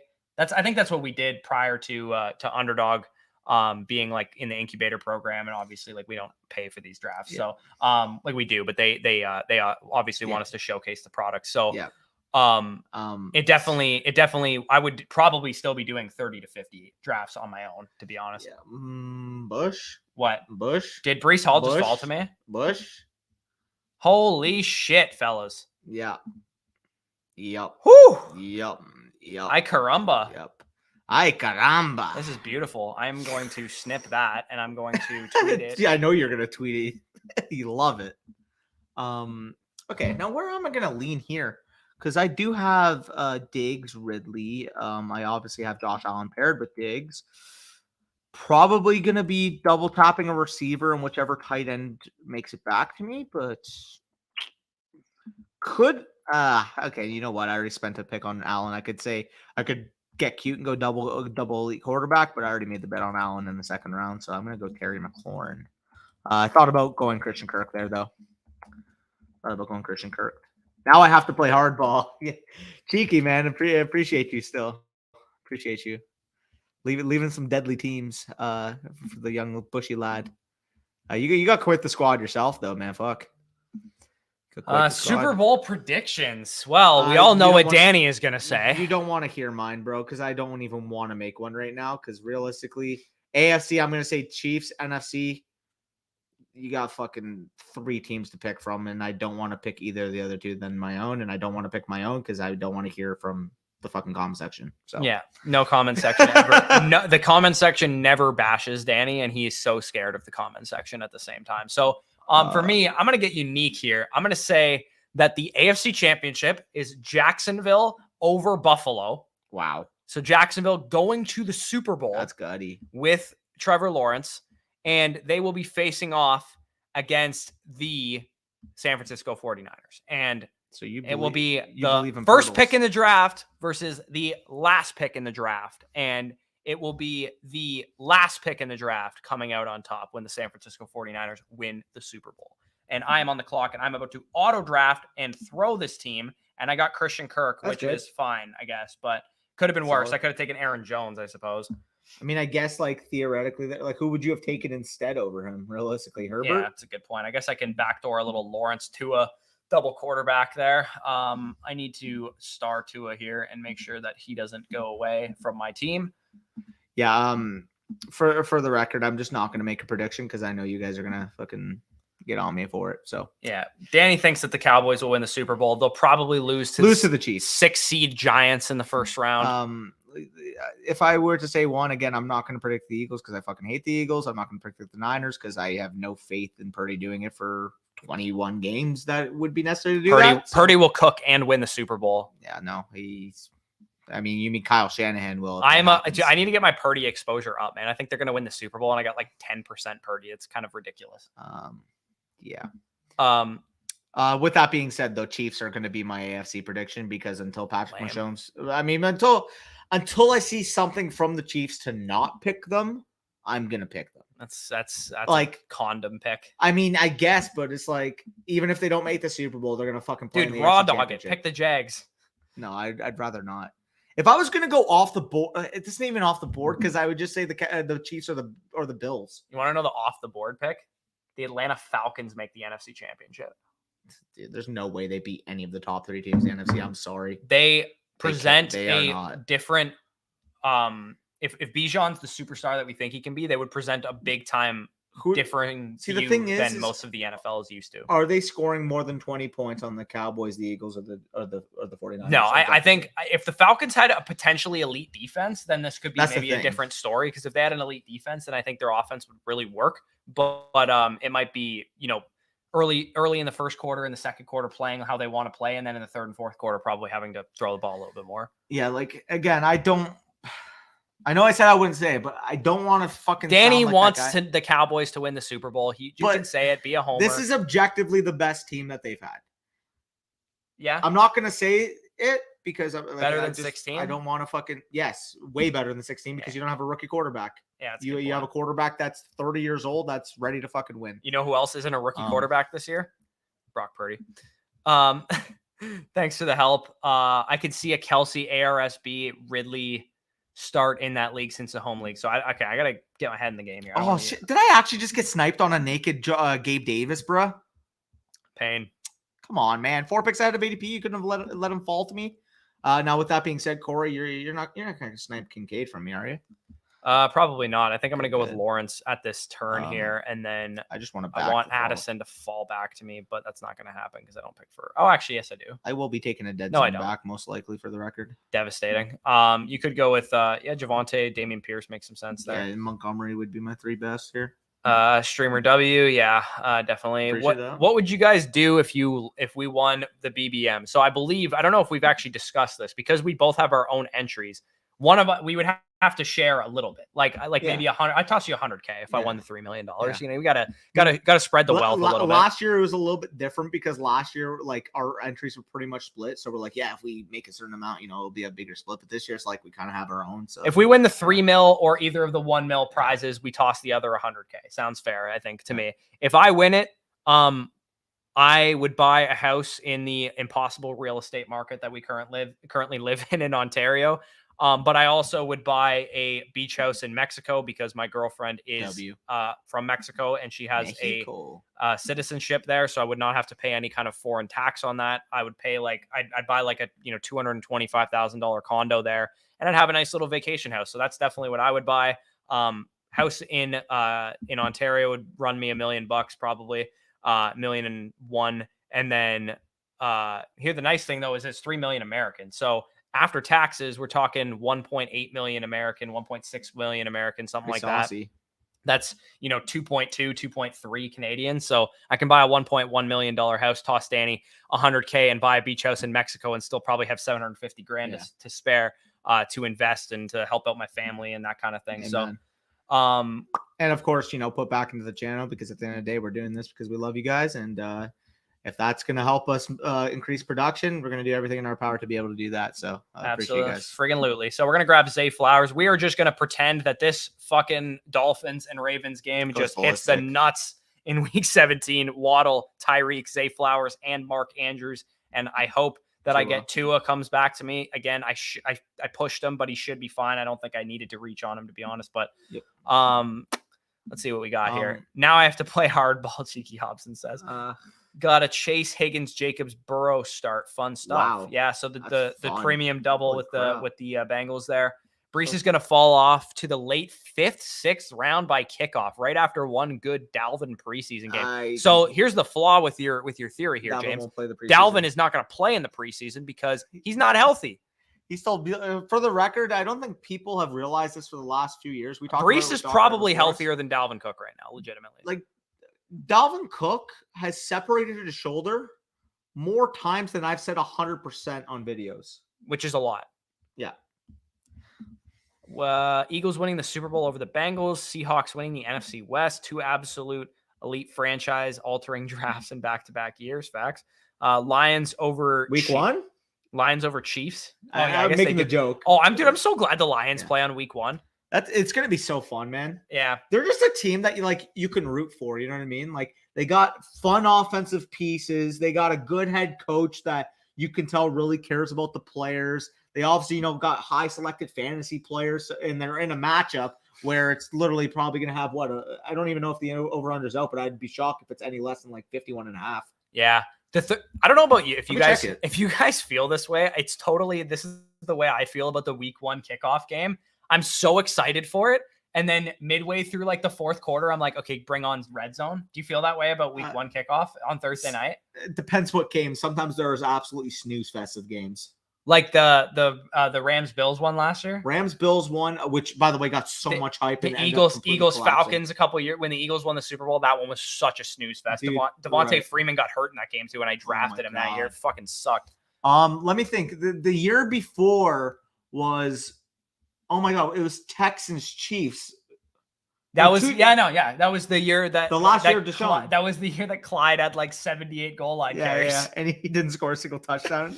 That was when I thought Clyde was going to win me my home league, and I won the league somehow with him. But it was not because I took Clyde 6th overall.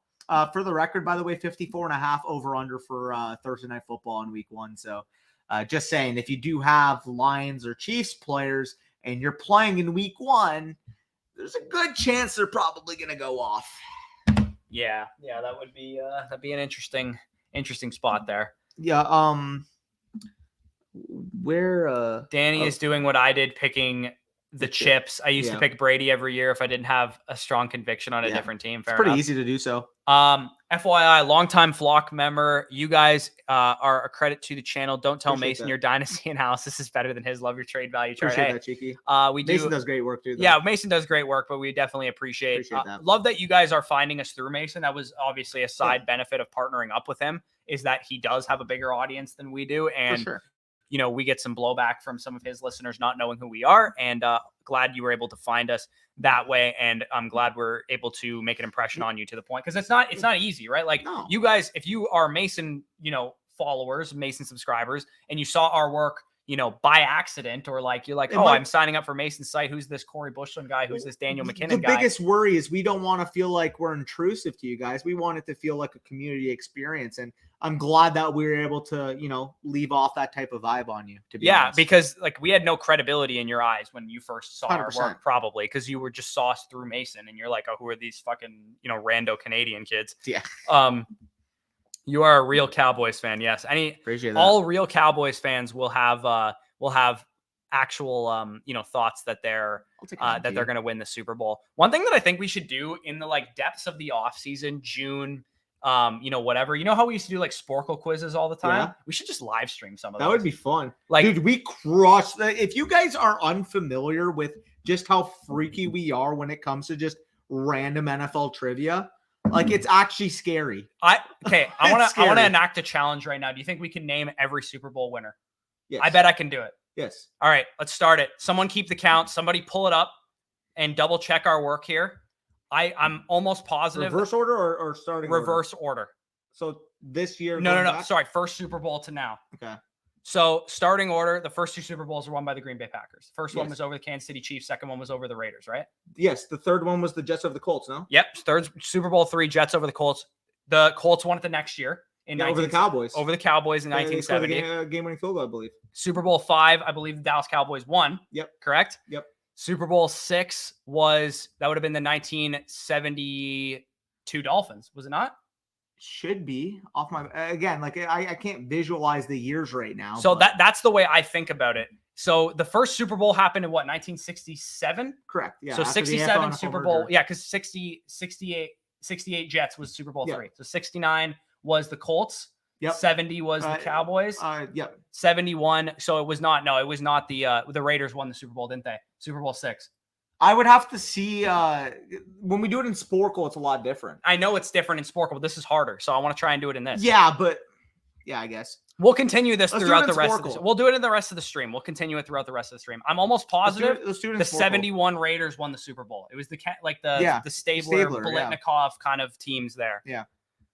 And then we had Dolphins 2 in a row. And I mean the Steelers dynasty is going to be in there. Steelers won their first one in 74. Cowboys won 3. Yeah, two.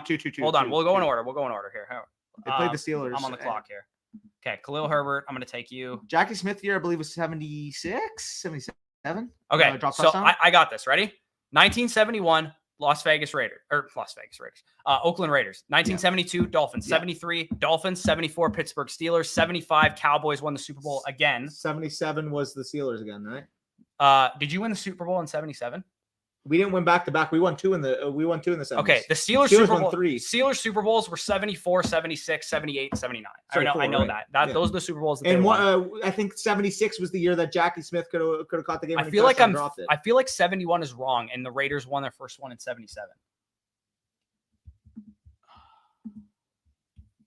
It's the Stabler teams or whatever. Yeah. They won 2 in the 80s with Plunkett, but they won 1 in the 70s. Did I miss my pick?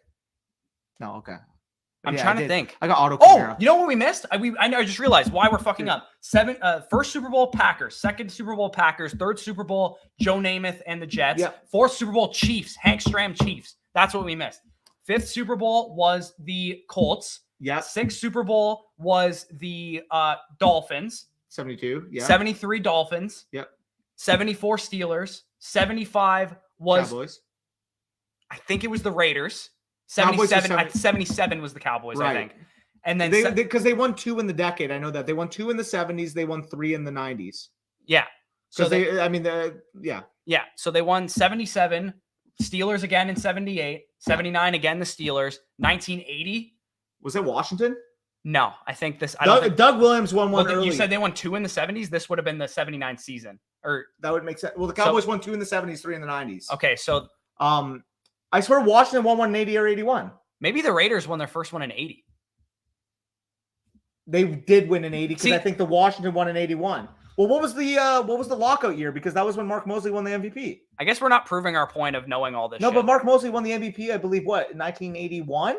1982? He was the only kicker in NFL history to win MVP. Mark Mosley. That was the lockout year. Okay. That was when they had all the scabs. And this was the Washington kicker, right? Yeah. Yeah.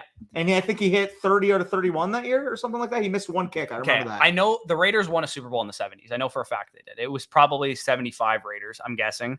So 80. Speaking, by the way, I got auto-picked Alvin Kamara, but I got him 15 picks after ADP, so I don't mind it. Okay, so 80 Cowboys, 81 Redskins, I believe, was the... Yeah, Redskins 100% won in between 80 and 82. Yeah. One of those years. Because Doug Williams won the Super Bowl. Yeah, it was 87. That was 87.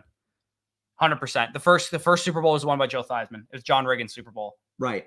No, but it wasn't 87 that the Washington won. It was 89 or 90 because it was one of the Bills years. Oh, 81 was the Niners. That was the Super Bowl. That was the Correct. first Super Bowl that they won. But one of the years Washington won because the Bills lost 4 in a row, all to the NFC East. Those were in the 90s, bro. No, I know, but I'm saying Washington won one of those years because they beat the Bills. Yeah. Giants beat the 92. Bills. Cowboys beat the Bills 92. twice in a row. 91 they won the Super Bowl. Yeah. That was the no, but I'm saying like ripping year. Washington won 2 years in the 80 to 90. Yeah, range. I know the years that they won in the 80s. It was 82, sorry. 1980 was the Cowboys. 1981 was the Cowboys didn't win in 1980 unless the year was 1980 when the Super Bowl played because they won 2 in the 70s in terms of the season. Are you sure they won 2 in the 70s? 100%. They won 2 in the 70s. They won 3 in the 90s because that was in the 80s is when they had Danny White. Okay. And Danny White was the choke after Staub. I got it. Danny White was like Tony Romo before Tony Romo. Again, I'm messing up from the 60s one. So right. The Colts won the Super Bowl 5 in 1970. The Cowboys won their first Super Bowl 1971, Super Bowl 6. 72 Dolphins was Super Bowl 7. 73 Dolphins, Super Bowl 8. 74 Steelers, 75 Raiders, 76 Steelers, 77 Cowboys, 78 Steelers, 79 Steelers. 1980 is the one that we're fucking up on right now. Was it 70? Which year was the Jackie Smith? Was it 79 or 75? It was the year they lost to the Steelers. Yeah, I know. No, I know it was that. 78, I think. Yeah, they lost to the Steelers, and that was basically like the pivotal Super Bowl, quote unquote. Because I mean, obviously, before the Patriots ended up getting 6. Like that was like NFL history. Like, oh, if the Cowboys had beaten the Steelers, they would have been, the true America's team. Because I mean, people were making, the claims like the Steelers were the real America's team because they technically had the most Super Bowls. But it was one of those 70s years. Was it 75, 78, or 79? Maria said, "Babe, I can't sleep. Come home." It is my pick again, and I auto picked Njoku in this draft, which actually isn't bad. Yeah. So. I think I can sweep the 80s as well, but the one that I'm forgetting is 1980.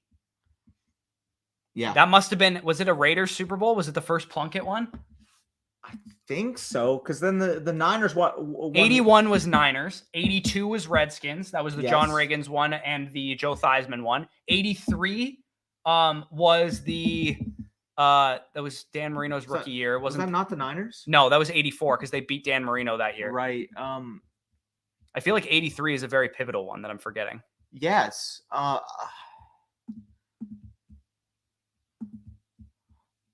my God. It's going to bother me. Who won Super Bowls in the 80s? Oh, man. Did the 49ers go back-to-back? That's what I'm saying. I think it was the Niners, bro. Because the Niners won what? 4? They won 4 Super Bowls in the 80s. That's what I'm saying. And they won one in the 90s. But they won the one in the 90s. They won 88 and 89 because they were going for the three-peat, and the Giants won in the 90s. Yes. And then 84, they won a Super Bowl, and 81, they won a Super Bowl. So they did not win the 1982 Super Bowl.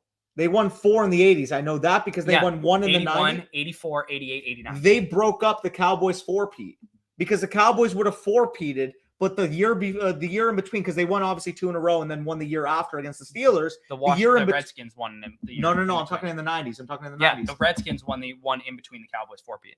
No. It was the 49ers all my life. 100% it was the 49ers because Steve Young got the monkey off his back and won the Super Bowl against the Chargers. Right, you're right. The Redskins won. It was Giants 1990, Redskins 1991, Cowboys 49ers, Cowboys. 96 was the Packers. 97, 98 were the Broncos. 99 were the Rams. 2000 Ravens. 2001 Patriots. 02 Buccaneers. 03 Patriots. 04 Patriots. 05 Steelers. Steelers over Seahawks. 06 was what was it? That was 06 was the what's it called? Colts over Bears. 07 obviously the infamous, Super Bowl if you're a Patriots fan, Giants over Patriots. 2008 would have been Steelers over Cardinals. 2009 would have been what's it called? Saints over Colts. 2010 Packers over Steelers. 2011 was Giants over Patriots again. 2012 49ers lost to the Ravens. 2013 Super Bowl off my head. Who was right after the Ravens? That was Seahawks over Broncos. Right, and then the year after, Patriots over Seahawks the year after. Broncos over what's called Panthers. 2016 was the Patriots over the Falcons. 2017 was the Eagles over 2018 the was the Patriots over the Rams. 2019, so that was the Chiefs over the 49ers. Over the 49ers. 2020 Buccaneers over Chiefs. Yeah. 2021 Rams over Bengals, and then 2022 Chiefs over who just played? Eagles. There we go. So I love how we're going deep cuts and then we can't. Okay, so the ones we're missing are in the 80s. Yes. Okay. 1980. So there's 2 Raiders Super Bowls. We just got to know what years they are. So it's not 1981 because the 49ers won that one. 82, the Redskins won that one. 83 must have been one of the Raiders Super Bowls. Yes. Had to have been. 1984 was the 49ers again. 1985 was Chicago Bears. Which one of the Super Bowls was the Bengals? Was the Giants. Which one of the years did they 88? Okay. Yeah. Because that was the year the John Taylor John Candy in the stands and he fucking drove him down the field. Yeah. Yeah. So I got this. 80 Raiders, 81 49ers, 82 Redskins, 83 Raiders. When did I get auto Kirk Cousins? I don't know. Raiders again, 84 49ers, 85 Bears, 86 Giants, 87 Redskins. Well, that was a Doug Williams one. Yeah. 88 49ers, 89 49ers, 1990 New York Giants. There we go. 1991 Washington. Redskins, 92. Yeah, we got that. Okay, cool. We did it. Greatest CFL quarterback of all time. You got to go with Doug Flutie, right? We did it. Greatest CFL quarterback of all time. You got to go with Warren Doug Moon. Flutie. Warren Moon's the only one in the Hall of Fame. He's the greatest CFL quarterback of all time. I mean, did he play long enough in the CFL to be? Yeah, dude, he dominated in the CFL. How many years though? Like 5? He played that long in CFL? I thought it was like 3. No, he played a long time, I think. Fuck, eh? Well, obviously, like Damon Allen's up there too, of course, if we're talking like pure CFL. I don't know any actual CFL quarterbacks. You don't know Damon Allen? No. I mean, like him. Well, I mean, I guess if you want to call like pure greatest CFL quarterback, just pure CFL, it's got to be Anthony Calvillo. Yeah, I don't know any of these. You don't know Anthony Calvillo? Anthony Calvillo was literally a legend. The Tiger Cats had him. 5 straight Grey Cups. Was that the guy that's on TSN? The Red Blacks quarterback. He said 5 straight Grey Cups. Is it? He said who's the greatest CFL quarterback? 5 straight Grey Cups. Is it Warren Moon? I don't know I don't know. I don't know shit about the CFL. I know the players, but I don't know the actual like Grey Cup counts. All I know is the Cats haven't won since late 1990s. Yeah, there was an Ottawa Red Blacks quarterback, I believe, that won a bunch of Grey Cups, and then they used to be called the Rough Riders, by the way. It was the Ottawa Rough Riders and the Saskatchewan Rough Riders. Oh, really? That's both in the confusing. CFL. I know. All right, here we go. Let's get back to it. Yeah, sorry, we went on a random huge tangent of naming the Super Bowl winners. We lost like 30 viewers. I'm literally gonna check to see if we're right. Super Bowl winners. I apologize, by the way, if you guys just tuned in and were like, "What the fuck was going on?" We were just going on an absolute we're being degenerates. Tangent. But anyways, to Danny's point, we know us some NFL history. So I'm on the board. I'm coming up on the board here. I'm probably gonna take Raheem Mostert because I have this like mega Dolphins stack here. Yeah, no, I dig it. I did punt away some value because I took Kirk Cousins same bye week as Josh Allen. I'm gonna have to go with the third quarterback with Josh Allen, which is not fun. But Yeah, I am so light at wide receiver, dude. I gotta have to pound out some wideouts here. I only have 5 wideouts. Okay, Super Bowl winners. Let's see what we do. So Green Bay, check. Jets, check. Chiefs, check. Baltimore Colts, check. Cowboys, check. Dolphins, Steelers. Oakland was the 70. Oh, did we fuck this up? No, we said Oakland 77. No, I didn't. I thought it was Steelers 74 and 76, but it was Steelers, Oakland, not Steelers, Oakland, Steelers is what I thought it was. Oh, sorry. Well, I mean, either way. Yeah, I mean, they were right, just not in the right order. Got. Cowboys we got. Yep, 79. Yeah, I knew the Cowboys here that they lost. Yeah, then Steelers knew that. Oakland, yep, that was the 81 that I couldn't think of. San Fran. Washington, Raiders. Yep. San Fran. We forgot about the Bears. We forgot about the Bears. I said 85 Bears. Oh, right. Yeah, 85 Bears. To say them. I said 86 Giants, 87 Redskins, 88 49ers. Then there will be no three-peat 1990 Giants. Once we got to the 1991 Super Bowl, like I literally just memorized. Well, the hard ones are the like late 60s, early 70s. For sure. But I think now that I think about it, 1983 Super Bowl, I remember the Marcus Allen run. I'm like, how did I not think of that immediately? I mean, for what it's worth, the fact that we were each born in 1998 or later and just completely fucking crushed that is pretty impressive in its own right. If you guys haven't liked already and just heard that, absolute mumbo jumbo, or you could dislike it if that's you could dislike the stream if that's it was not up your speed. You could do that too. Yeah. No. By the way, Brock talking shit about the fellow teams in his division. Love that. Other than the Saints, wait. I think who's why not draft Kelsey higher than Hill in the first round? He's basically a wide receiver in the tight end slot, allows for more wide receivers. Yeah, I mean, I don't disagree with that take. I would say structurally, it makes sense a lot in best ball. In a home managed league, I'm probably not going to take Kelsey over Tyreek, but I don't think it's an outrageous take. If somebody told me that Kelsey should be the third overall pick, I'm not going to argue with them. I think it's probably reasonable to say that. I just hope whoever wins the Super Bowl has a top 5 running back. Yeah, I'm a little annoyed with the whole like.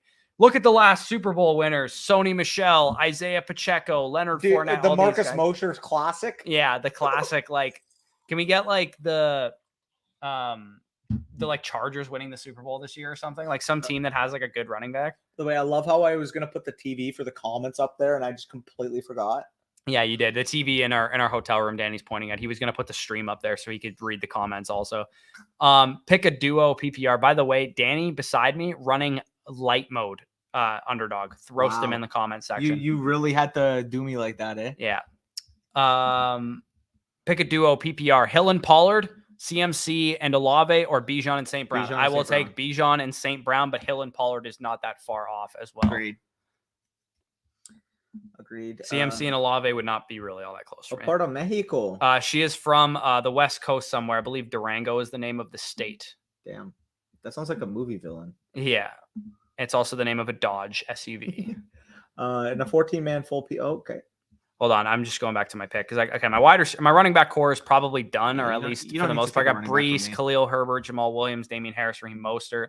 I'm going to grab Curtis Samuel here.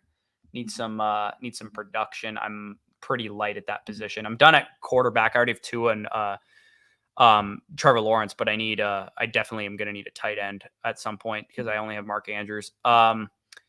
All right, we already answered that. Bryce, please only ask your questions once. S'il vous plaît. I know we were going on a tangent, but we will get to it eventually. If I win with one BBM entry, I'll be dropping the fattest of donations. Yeah, that would be pretty huge. Yeah, agreed. Yeah, Bijan and St. Brown. Dalvin got paid though.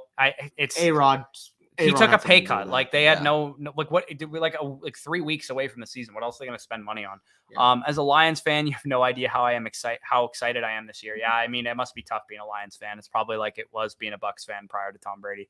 Only worse because you guys haven't won a Super Bowl since like the 50s. Leo says every MVP in NFL history. I can't do that. Now, if we were to do it on Sporkle, yeah, I bet you we could do 100%. Oh, I could do it. I could do it on Sporkle, just throwing out off the cuff. I don't know if I'd be able to do it. I'll tell you right now, the name Mark Mosley, 99+% of people probably aren't even like knowing that he was an MVP. But yes, the only kicker in MVP history for the NFL. So yeah, can you name both the defensive players?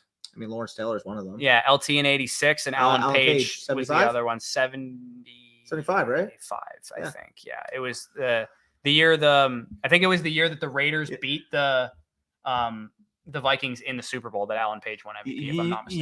You know when I actually heard about that? That was when back in the day in 2020 when me and you were grinding the mutt and we got that monstrous Alan Page card. That NFL 100 Alan Page card was the most disgusting Madden card I've ever played with in my He just quick life. shed every fucking play. He was disgusting. Dude, like the board is so gross. Dude, I got auto picked like 4 picks while we're on that tangent. I'm just gonna go with another running back. Honestly, like I can't take fucking John Mechie when Kendry Miller's still on the board. Dude, I got auto picked Kamara and Njoku and Kirk Cousins when we were on that tangent. Yeah. 5-year keeper, year 2. I kept Taylor, Chubb, Diggs, 3rd pick in the draft. Bijan will go first, but who would you like most among Derrick Henry, Devontae Smith, Allen, Etienne, Stevenson? I would take Josh Allen 100%. Give me that stack all day, baby. Yeah, literally. You have the stack with Diggs, and you already have 2 running backs. So it's not like you're like, the standard home league take is like, oh, get your running backs early or whatever. You already have 2 of them. So trivia streams, love it. Yeah, definitely like come like January, like during the playoffs or some shit. We could definitely do some shit like that. Bobcat, that's spicy. Damn, do the Colts own the Cowboys based on the 1969 Super Bowl? Yes, that is correct. They do. Putting down 7,500 before the trip back to Ontario. Dude, I wish. Fuck, I wish I had that much to put on. What's up, guys? I drafted Mahomes first overall in Dynasty startup draft. If Kelsey's there at the 2-3-3 and you guys think I should I'm sorry, it doesn't matter who I have. I'm not taking Kelsey at the 2-3 turn in the startup. I just can't. I can't do it. Can't do it. Too high. Too high. Can't do it. Can't coach with him.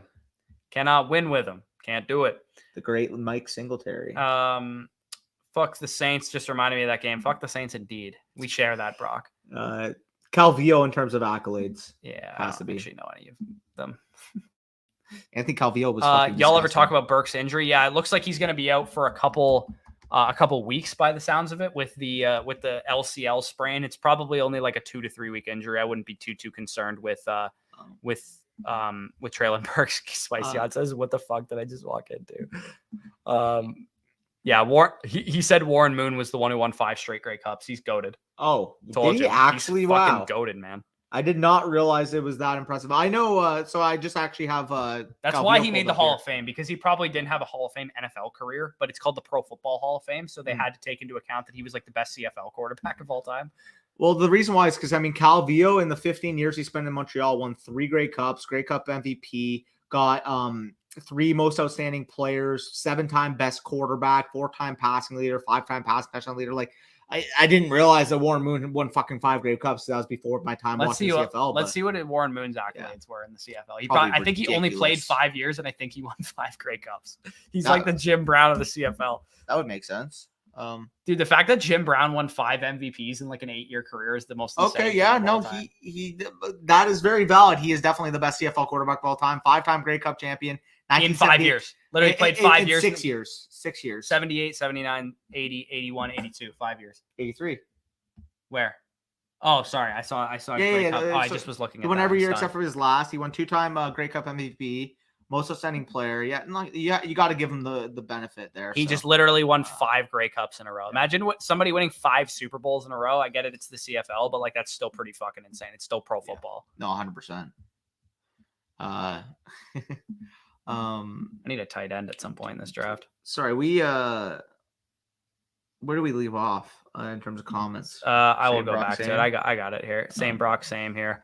Y'all should do football trivia. That would be dope. Yeah, we'll definitely do that. Traded to get Justin Jefferson and Olave for Jonathan Taylor, Saquon, Kelsey in a second. How did I do? Yeah, you fleeced him, dude. How did you get? I wouldn't take that for Jettas alone, to be honest. I would take it for Jettas. I think JT, Saquon, Kelsey in a second. That's a lot of fucking good assets for a contender. Like, I guess 4 ones of value there. Yeah, I think you could get that for Jefferson, but like Olave on top of that's just pretty crazy that you did that. Agreed.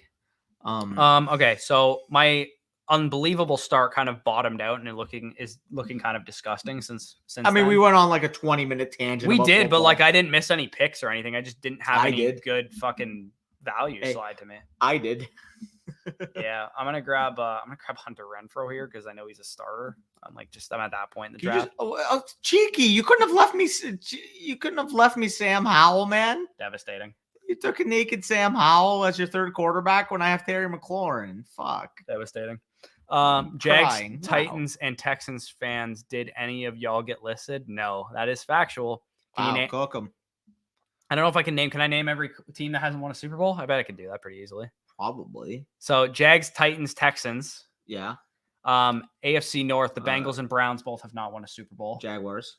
I already said Jags, Titans, Oh, Texans. Jags. So that's the AFC South. AFC North, Bengals and Browns. That's 5. Yep. AFC West, Broncos have one. Chiefs have one. Chargers don't have a Super Bowl. Raiders have one. Yep. East.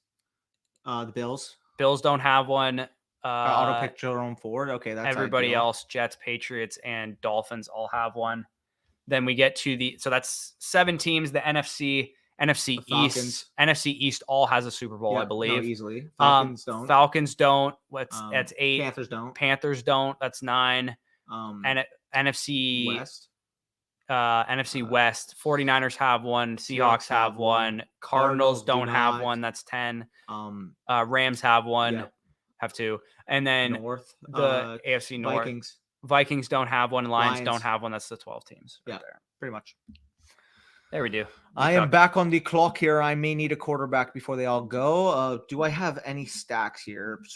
No, I don't, sadly. Well, I guess we'll just go the with Purple People Eaters, like, I don't know how the fuck they didn't win a ring. They literally had a Hall of Fame quarterback, too. It's not even that they, didn't. It's not like, oh, we had, this great defense and we, just didn't have an offense. They had fucking Fran Tarkenton. Fran was literally insane, too, bro. Fran was that's hilarious. And Roger Staubach were the 2 best of that archetype back then. Dude, they were the first 2 of that archetype. That's what I mean.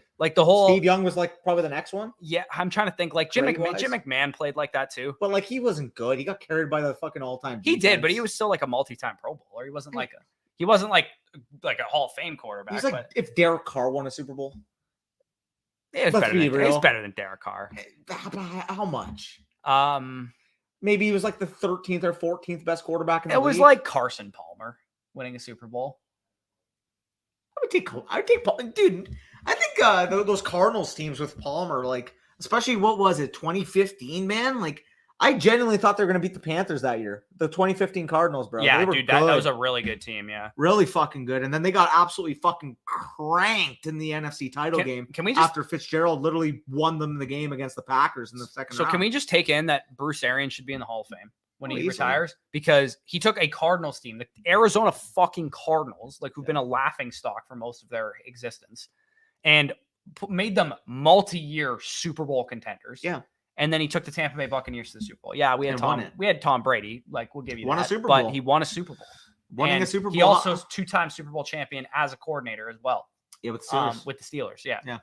Well, he was one of the main reasons why Big Ben was so. I mean, obviously Big Ben's a Hall of Famer, so you don't want to give him full credit, but I believe he's a big architect. I don't think he was. No, he wouldn't have been on because he would have been the Steelers when the Colts won the Super Bowl. I was going to say he might have won it with the Colts too, but he did not.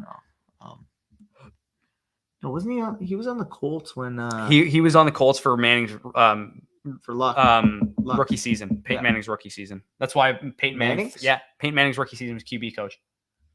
Wasn't he a coach for the Colts too when Luck was drafted? Or am I tripping? Yeah, he was. So the Colts, he's the OC, right? He was the quarterback coach under the Pagano. Year. Yes, he was the quarterback coach the year that Peyton Manning was drafted. He threw a bunch of picks, unsurprisingly, because he was Bruce Arians' quarterback coach. Then he went to the Browns, the expansion Browns. I believe he was the offensive coordinator there. And then, he still argues to this day that Tim Couch is a good quarterback. He just got hurt all the time.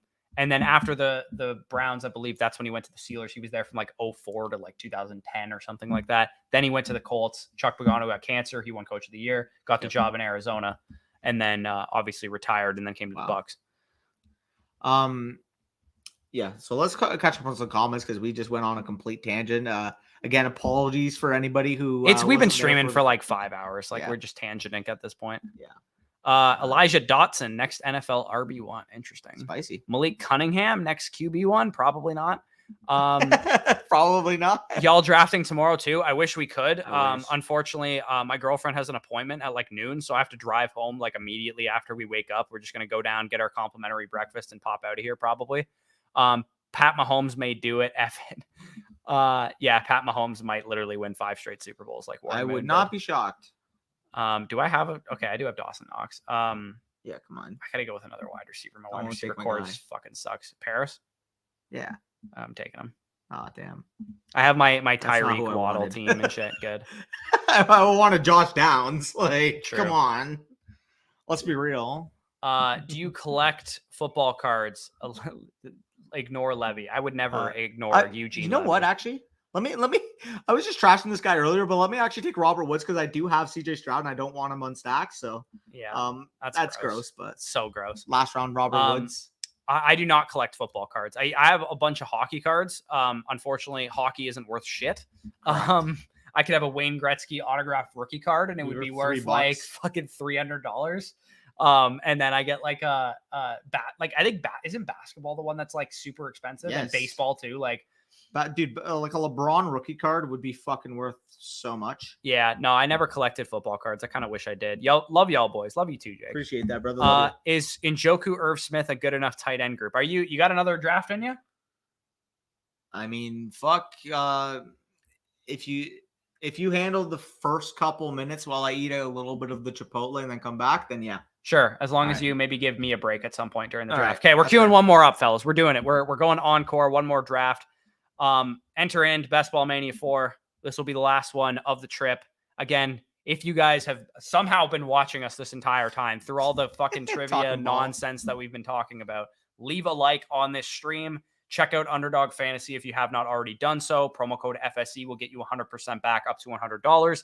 $10 deposit will get you our redraft guide for free, as well as our weekly rankings throughout the season for free if you guys are interested there. And if you sign up on Underdog, you can get an entry into our listener league, which will be linked down below in the description. You do have to fill out the Google form to be entered into the listener league. You get 2 times the entries if you're also a site subscriber as well. So I will be right back. I'm going to have like literally 2 scoops of Chipotle because this is my second meal today. Yes, Danny is in the Chipotle grind here. So is Njoku, Irv Smith a good enough tight end group to go with 2 tight end build in an underdog draft? Absolutely not. I can't trust Irv Smith enough to not draft a 3rd tight end. I think for me, the cutoff for only drafting 2 tight ends is if I get like Andrews Freiermuth or Goddard and Njoku or something. Like I need 2 top 15 probably tight ends in ADP. For me to not draft 3 tight ends, because as I talked about in the video I did how to win Best Ball Mania 4, the 3 tight end build was actually extremely strong. And I think a lot of people underestimate that you need to start a tight end every week, and the tight end position is barren. So you kind of need to draft a 3rd tight end if you're not going to overinvest in that position. So I think people really get themselves into a bind when they're like, oh, I have Dalton Schultz and Irv Smith. That's a good enough 2 tight end build. Hey, I'm playing for the nuts range of outcomes, right? It's a big tournament. But like at the same time, you kind of want to advance these teams because, you need a tight end to get you points. And if your tight end's putting up 4 points every week, it's going to be a huge disadvantage. So where do we draw? Please. 1-8. There we go. We're in Bijan range. Here we go. You got the 1-9. So you're not getting Bijan. Finally, I might be able to build a Bijan team, for fuck's sakes. I ask that because he is making a 7-part series on the Vikings history. About what did you ask? Oh, did you watch John Boy's Sport Focus Docus? No, I did not. I did not see that. Are y'all doing a hottest take from every division video? Yeah, we'll probably do that at some point. I think we did it like right before the season started. We might do it a little earlier this year just because after the sleeper video on my birthday, September 4th, which is Labor Day this year, goes live, we want to shift right into starts and sits and waiver pickups because it's going to be week 1. So we 100% want to shift a little earlier than we usually do. But we'll probably drop that hottest take from each division video, maybe like the week before or something like that on the Monday or something. Yes, sir. Can I review some of ours from last year? I kind of want to just go look at the show sheet. I know one of mine hit because I know Ramondre Stevenson being a top 15 running back was mine for the AFC East. Let's take a look. Bold predictions, I think it was called. Bold predictions, AFC. That's 20. Tough one. Oh, here we go. 2022 AFC bold predictions. So let's read these out and have a good laugh, shall we? I'm one pick. I'm one pick away. Hold on. I need to. I don't even want to read that first one. Oh God, I trolled. Oh, there's going to be some bad ones in there for sure. So I guess I'm gonna just make an Eckler or Kelsey team. I guess if you're gonna get Kelsey here, if this guy doesn't take him. I know this could be a casual taking Austin Eckler. Who knows? You could also just get auto drafted Travis Kelce here. Okay, that's you piece of shit, dude. If that was one of you guys, that's an all-timer. That's an all-timer. Come on, let me Kelce. Dude, if that was one of you guys, I fucking hate you, honestly. Like, I'm just trying to get my Bijan exposure up, and now I'm just sad. So, Jesus Christ. So let's talk about some bold predictions from last year. Again, remember, these weren't actual, like, we think these are going to happen. We were like, this is a 10th percentile or 90th percentile range of outcome. Ramondre Stevenson finishes a top 15 running back in points per game. Check. He was one of my breakouts. Check one for your boy. He was one of my breakouts. He was one of Danny's breakouts, but I was higher on him last year. I was. Yeah, I was. No way. We can look back at the rankings. Elijah Moore is a wide receiver 1 in fantasy football, was Danny's pick.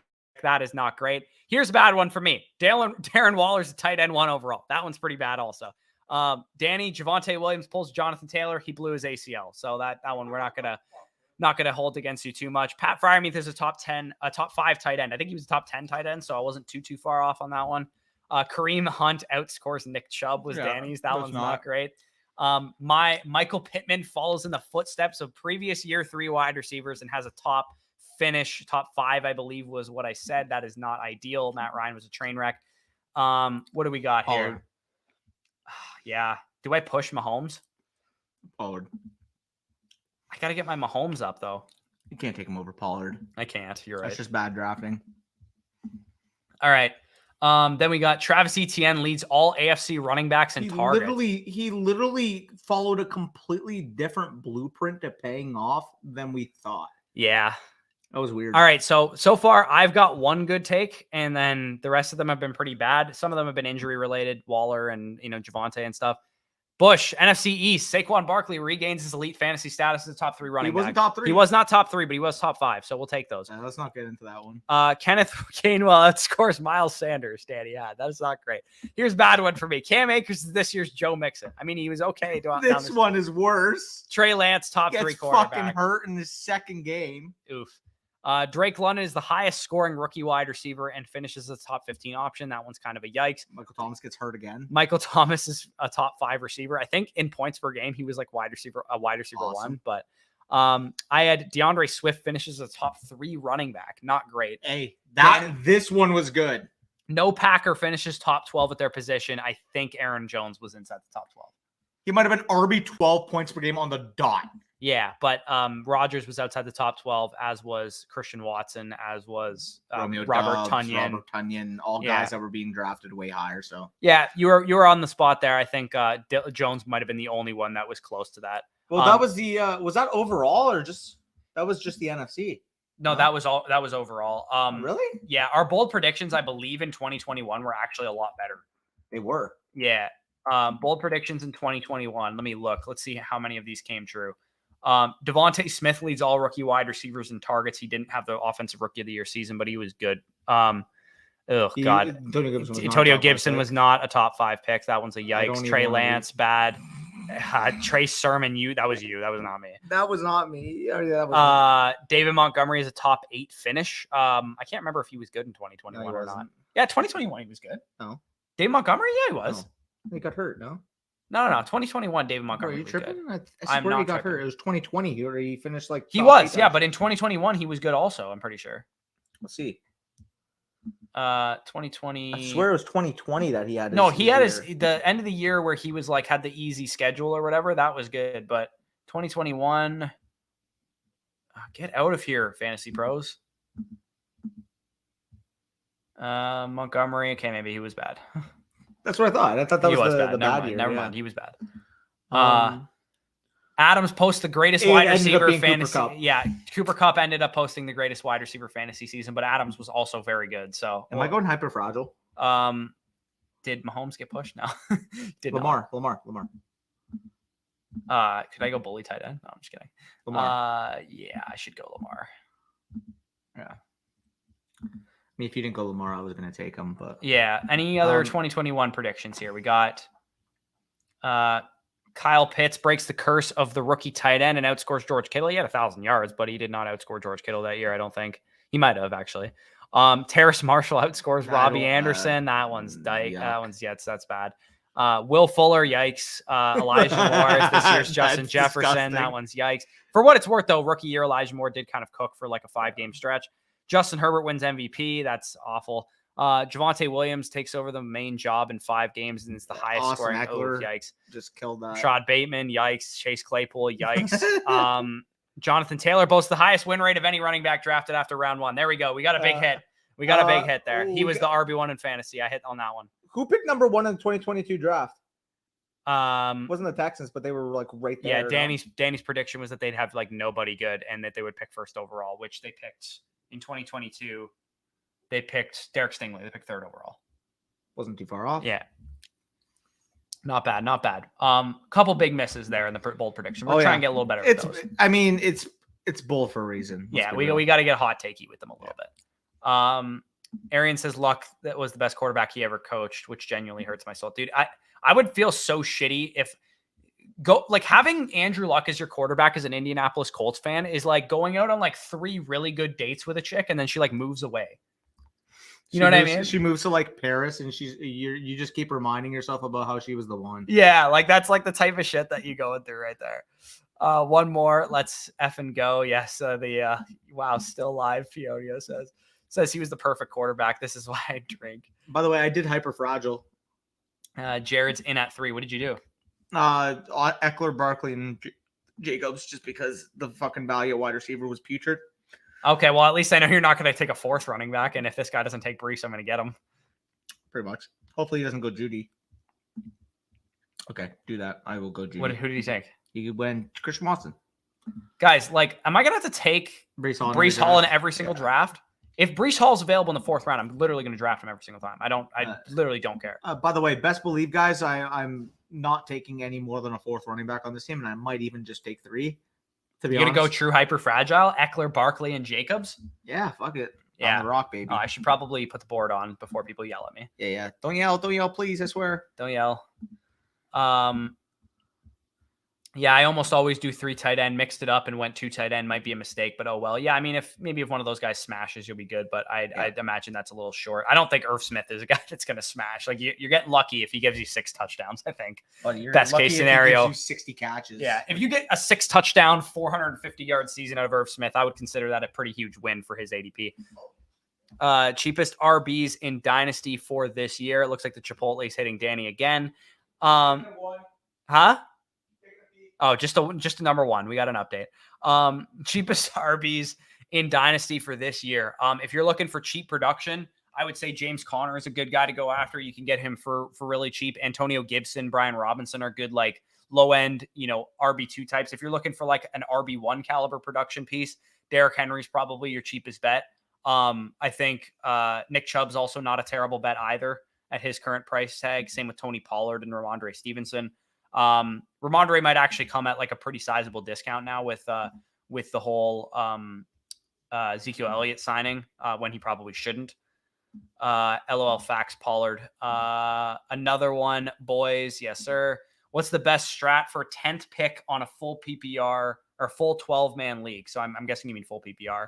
10th pick, you're probably going to be in a good spot if you go with a wide receiver star. You can probably grab like Diggs with your first pick. And then, Amon-Ra St. Brown, CD Lamb, or something like that. Worst case scenario, it's Garrett Wilson or Devontae Adams. So that would be a good strategy. At the 10th pick, if Bijan somehow falls to you, obviously he's a great pick there, as is Kelsey if he somehow falls to you also. He's the one that got away. It's okay, though. It's our season. You keep telling yourself that. What do you all think of him starting week 1? Yeah, Anthony Richardson starting week 1 is definitely very interesting because I did not expect him to start week 1. I thought they were probably going to try and roll out Gardner Minshew for a little bit of time there.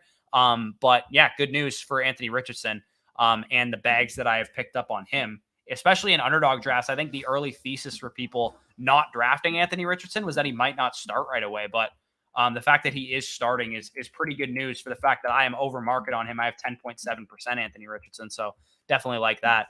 I am on the clock here in 1 second. So I already have Kelsey, Pollard, Brees. I have 4 rounds and no wide receivers. We are calling it Code Red, Lamar Jackson, Tony Pollard, Brees Hall, and Travis Kelsey. I need to hammer wide receivers here. And am I going to take Chris Godwin as I usually do? Probably. I will just take. Kenneth Walker goes. Nice. There we go. Chris Godwin is the pick. I'll take Also, I Lockett. can't like. How much have I drafted Jackson Smith and Jigba? Like, you guys are out of your mind drafting this guy. I take a good. I've drafted him 9.5%, but honest to God, love him. there's no way that's happened recently. Like, dude, he's like a 5th round pick now. I was drafted him in round 7. I was cool with him there. Dude, he's a 5th rounder. I'm not fucking touching that dude now. Yeah, no, I agree that 5th round's pushing it a little far, but I do understand the scenario where realistically, as physically imposing a guy like DK Metcalf is, as talented a guy like Tyler Lockett is, if JSN's the targeting wide receiver that we think he can be, like I can see him, potentially pushing to be the wide receiver 1 there by the end of the year. So I don't think it's too crazy. I will say, like, if we're talking about just straight value, I think I would still rather the value there on JSN over the value currently with DK Metcalf going in the early to mid 3rd round. Yeah, I don't disagree with that. So that just might mean more so that DK's pretty egregiously overpriced. But I'm looking at the board here. I'm about to be back on the clock. Both tight ends fucking went, man. Come on, man. All right. Sorry, a little bit of heartburn from that Chipotle. We got a couple comments here. I'll just you're drafting on your phone, right? I'll just quickly check the StreamYard and do this. Oh, was I drafting? I wasn't drafting on my phone. I'm on the clock. You drafted Chris Godwin. Wait, no, that's behind. Never mind. I'm on the clock. Oh, okay, cool. I just ran the time up for you. Let me go with a big Mikey Mike, maybe. Let's see what correlation am I realistically going to build with this team? Because fucking probably Russ. Man, I would have liked if JSN fell back. That's fine. I'll go with Mike Evans. Dude, I was going to double stack him. Oh, my bad. You just said something. Probably not the worst thing in the world if I don't double stack up the Bucs offense, love the though, to be Bucs honest. offense. I'm gonna grab me some Jordan Addison. I got to take some upside here because I'm really behind the 8 ball at wide receiver. Got my 2 anchor running backs with Tony Pollard and Breece Hall. Got myself an anchor quarterback and an anchor tight end. So this is probably going to be like a 2-5-9-2. I would imagine. I'm gonna need 9 wide receivers to make up the difference there. Dude, for me, it might literally be like 4 wide receivers, 3 or 4 wide receivers max. Yeah, I would say JJ says lots of bad reports today of Watson looking terrible like last year. I thought Watson looked relatively sharp in the preseason game, which to me, I take more credence and stock into than him looking bad in practice, because they like in practice, like there's times where they like are trying stuff, right? Like they're seeing what they can get away with. They're trying to like work within the structure of the offense. Envelope. Like, I don't really buy into any, like, I could really care less about reports that say this guy looks great in practice, this guy looks like shit in practice. What we care about in training camp and in the preseason is usage. And yeah, it's nice when players look good, but it really doesn't translate usually until the beginning of the season. Like, how many times have we heard Brian Edwards types get hyped up because they look like the next Terrell Owens and Randy Moss, and then come the season, they can't command a fucking target to save their life? Like, no, 100%. Yeah, I'm not Also, overly concerned with also, Watson. I am a little bit confused because I haven't seen anything about Watson doing bad in training camp. And if anything, like the thing that I've heard is that the Watson Elijah Moore connection has looked good in training camp from the beat reporters I follow. So that is weird how like there's just such mixed reviews based off the play. But I guess reporters are gonna have their subjective takes based off what they see, obviously. So Corey is quickly heating up, I believe, a peppermint tea.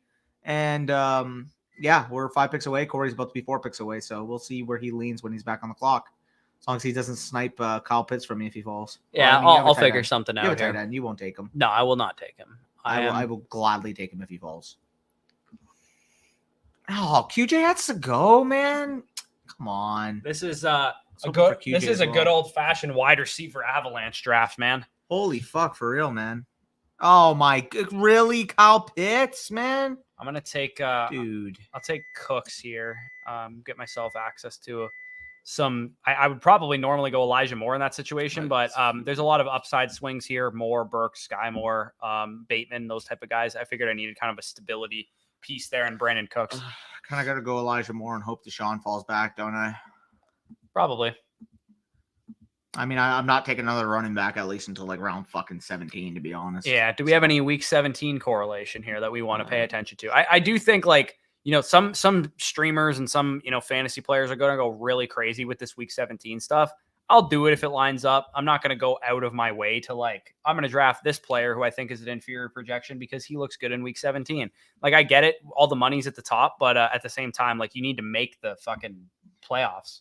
Yeah. I'm not trying to I think it's mostly luck in week 15, 16 and 17. So as much as you want to correlate yourself and make sure, you have to make and hit on less bets, you need to make the damn thing. So sorry, I was just Sir King Jared's yeah, you're damn right about wide receiver avalanche. Look at my team. I look over and he's literally just got Josh Allen and 6 wide receivers. So Jesus. Shout out there. Oh, Daly, come on, man. Oh, he had Cooper, dude, and Chubb. I don't know why. I don't know why I thought that he would fall back. This not a come on, man. I know, Corey. Let me just react, please. I said AR season, not our season. Colts are gonna suck. I know. That's my fault for not looking at the guy's team. Man. Oh wow, you lads still up at it? Yes, sir. We are 24-hour live stream. We are not as psychotic as Mason, unfortunately. I'm just saying, if we had access to Underdog for 24 hours, I probably would. You would do a 24-hour straight live stream like he did? Brother, give me fucking 4 coffees and I'm fucking ripping that shit. Yeah, I think I could do 8 hours in a row, but 24 hours is disgusting. His chair must have stunk after that. Yeah. That guy's chair probably reeked. Buddy, my chair reeks too. Yeah. I'm taking Sky Moore. Hot take, running back dead zone doesn't exist. People are just too scared now to take running backs this year.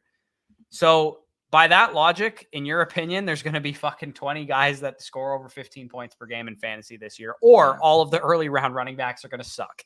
Yeah, so it's one of those. Because if Miles Sanders has 12.5 fantasy points per game this year, is that it's not a win. That's not a win. For 12.5 fantasy points, you're still again risking the fact that he could get injured because he's a running back. So why risk it for 12? If I want 12.5 fantasy points, I can get that from Tyler Boyd in round 10 of my draft. Yeah, obviously in best ball it's different, but in a redraft league, you can get 12.5 fucking fantasy points per game literally off the waiver wire in week 1. Also, what is this dog shit? Go back to that report that I just saw on Twitter. NFL Rookie Watch, Arch Manning has reportedly been shining in Texas fall camp. I'm pretty sure he's the 3rd string quarterback right now. He had a 70-yard touchdown run in scrimmage.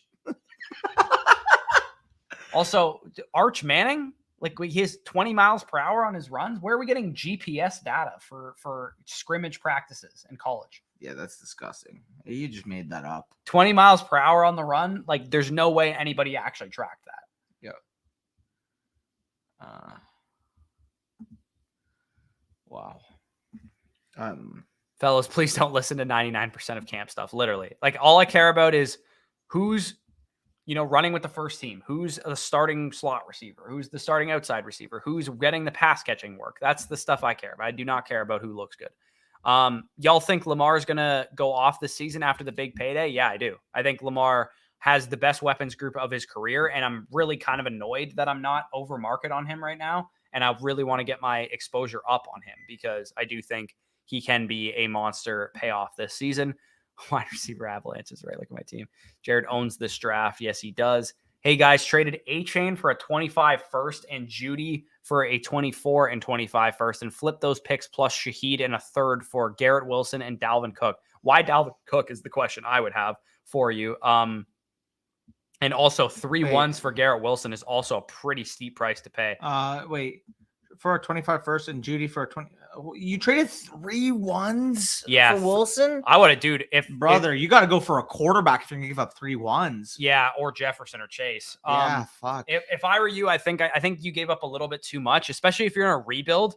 You're probably better off just holding those picks and trying to hit on them. That's and make up the value that way. I love Garrett Wilson. Don't get me wrong. But if I were you, if Dalvin Cook held that much water in this league and that much water in this trade, I would probably sell Dalvin Cook now. And maybe you could even get an early 2nd rounder for him or something like that, or even better. But yeah, I personally think you gave up too much there. I agree. Am I going to have to stack up Beckham here? I guess probably. As long as you don't take Njoku, you're fine. I got to take Beckham, I think. Yep. And give me David Njoku, please. All right, so we got the gross Beckham to Lamar. Let's go. Not the greatest stack in the world. Richardson Yeah, that would is have been true. good for We my could build. split up the 24-hour stream. We could take an hour off each time, Yeah. maybe, or something. Or maybe literally like do fucking 4-hour intervals and switch. Yeah. Well, I mean, it would be more entertaining for everybody if we were both on the stream. Fair, Maybe we fair. do like 2 hours with both of us on, and then 1 hour with one of us on, and then 1 hour with one of us on, and then 2 hours with both of us on, so on and so Yeah, forth. And then That's fair. that way we could do it. But the problem is, like, once you get to hour like 18 and you have a 1 hour break, like, you're gonna go to sleep. Oh yeah. You know what? We make the rule that we can't go to sleep and we take a coffee or a tea instead. Yeah. I Or honestly just snort some. No, I'm kidding. nah, you could probably I could probably do like a power nap. Get a little alarm going. By the way, that joke was in reference because Ron said somebody commented that on his channel, like, "Dude, you look like you're fucking doing that," and he's like, "What? Like, what does that even mean?" Yeah. Ron was No. just ripping smelling salts before the Yeah. the what's going on man came up. Hey chat, Evans or Hopkins? I will take Mike Evans all day, any day of the week there. Really? Yeah. I have Mike Evans straight up rated over Hopkins. Oh, I can't agree with that, man. I No? gotta go Hopkins all day. Really? I'll take that bet straight up right Let's now. do Points it. per game. Points per game. Mike Yeah. Evans versus Hopkins. Let's do it. Now, is there a caveat that each of them have to play like 8 games? Yeah. 'Cause What do you mean? Mike Evans doesn't get injured? I'm more so referring to Hopkins. Yeah. Well, that's also part of the thesis of why I would take him. That's why we bet on points per game and not on overall fitness. It's true, but it factors into the decision if you're on the clock. Hear me, man. And all like the nice thing is I'll never have to make that decision because Mike Evans goes like 2 rounds after him. I get the pick because he has Seattle, but I am still sad because Mate, let me know, Danny. LOL, I would be on that so long as I get no more drama, been preoccupied with life. What was that in reference to? Wait, Mason had his girlfriend take over the 24-hour stream for a bit. That's awesome. Imagine just getting Maria talking fantasy football for an hour. That'd be comical. She knows more than people would probably think, though. Fair enough. By the way, I stack. I'm kidding. I got a David Njoku and Pat. We watched Hard Knocks, like the first episode together, because in Canada, of course, we don't Yeah. get Hard Knocks' episodes right away. We have to wait like 2 extra days, so nobody spoil anything. But we watch it because she's a closet Jets fan. What? Well, so I always used to say when the Jets would score, because I was like, last year the Bucks were so irritating that I was just like kind of like cheering for the Jets to some degree. I would just be like, our Jets, anytime like Breece Hall would like run a long touchdown, because she was like, I was watching fantasy games or like Red Zone at her place while we would like make lunch together on Sundays and shit. And when Breece Hall had that like stretch of games where he would just like rip off a bunch of long touchdowns, I was like, our Jets. And then she kept saying, no, they're my Jets. Like they're gonna be my Jets. So she's gonna be a Jets fan. And we watched Hard Knocks, and she really liked Sauce Gardner. How he had he had to go get his graduation, and how his mom or his grandma, I can't remember who it was, made him like go get graduated. She's like, oh, I like that. He's got good values and stuff. And then she really liked Garrett Wilson too, like his personality, and she's like, Aaron Rodgers seems like a douchebag, but he's actually a little nicer than I thought. So I'm like, yeah, perfect. We're getting the whole experience here now. And she knows some players on her team now. She knows Garrett Wilson, she knows Sauce Gardner, she knows Aaron Rodgers. So Does she know Connor McGovern? she does not know Connor McGovern. And she also knows It's good. Oddly enough, real quick, there's two Connor McGoverns in the NFL. Both of them play fucking guard. oh geez. Yeah, I know there is 2 Connor McGoverns. One plays for the Bills, one plays for the Jets. Yeah, it's weird. Both, That rookie both watch guard. account is some BS, man, dude. That rookie watch account just pulls shit out of his ass, man. There's that guy's sources. Not even trust me, bro. It's like, don't trust me, bro. Dude, the emoji I always I'm gonna think grab of, the thing I think of when I think of that account is that same emoji. You know, like the The shocked emoji. yeah, like I don't know why I couldn't just say shocked emoji rather than make a stupid face of the camera, but Danny was a drama kid in high school, so he's acting it out. real. No, I'm kidding. Oddly enough, it was funny because I didn't go to my grad, but apparently I won a grad award when I wasn't even there. And it was for Tone setting. no, oddly enough, you know what it ended up being for? It was most likely to be on a talk show. Okay, Which that's is an interesting which is award. pretty funny because it's like very relative to what we're doing now. But I would like the chat to guess the award that I won in our yearbook. It wasn't like an official award. I wasn't that tough. I just kind of showed up to school and like did the bare minimum. Oh, And you didn't get like the perfect attendance or some bullshit. no. like that. I got an award that's like a superlative, like something that like based on my appearance or personality that I got. And I'll let you guys guess it. It was, I mean, it's kind of an obscure award, so I'd be pretty impressed if somebody guessed it. But I'll let you guys leave your guesses in the chat. Give me a hint. Like what type of? It avenue had to do with my appearance. It wasn't a. Oh, I know what it is. Okay, don't. I think I do. Is it something that we've talked about before? I think we've probably talked about it before, but I'll let the chat. I'll let the chat know. Dude, if it's like a little lookalike thing, that It's not a lookalike thing. okay. It's something to do with my appearance, and I'll leave it at that. See what the chat guesses. Can I just guess out loud? You right can now? guess out loud. Okay, for whatever reason, what my mind went to is the most likely to look like fucking Edward Norton or something. No, that would be very obscure. But that I got that a lot. But that got was Edward Norton. All yeah, the time. that would be very obscure. Did I get auto picked Aaron Rodgers? Yeah. You got Breeze. Yeah, I do have Brees. Actually, that's not the worst auto pick I've ever seen. 7 picks after ADP. Yeah, Close I'll off the take those. quarterback. Okay, I probably am trolling though. Let's get some guys queued up so it doesn't happen. I took again. Russ, to be fair. So cleanest dressed. Bush got that certified dog in his award. Who said that, Brock?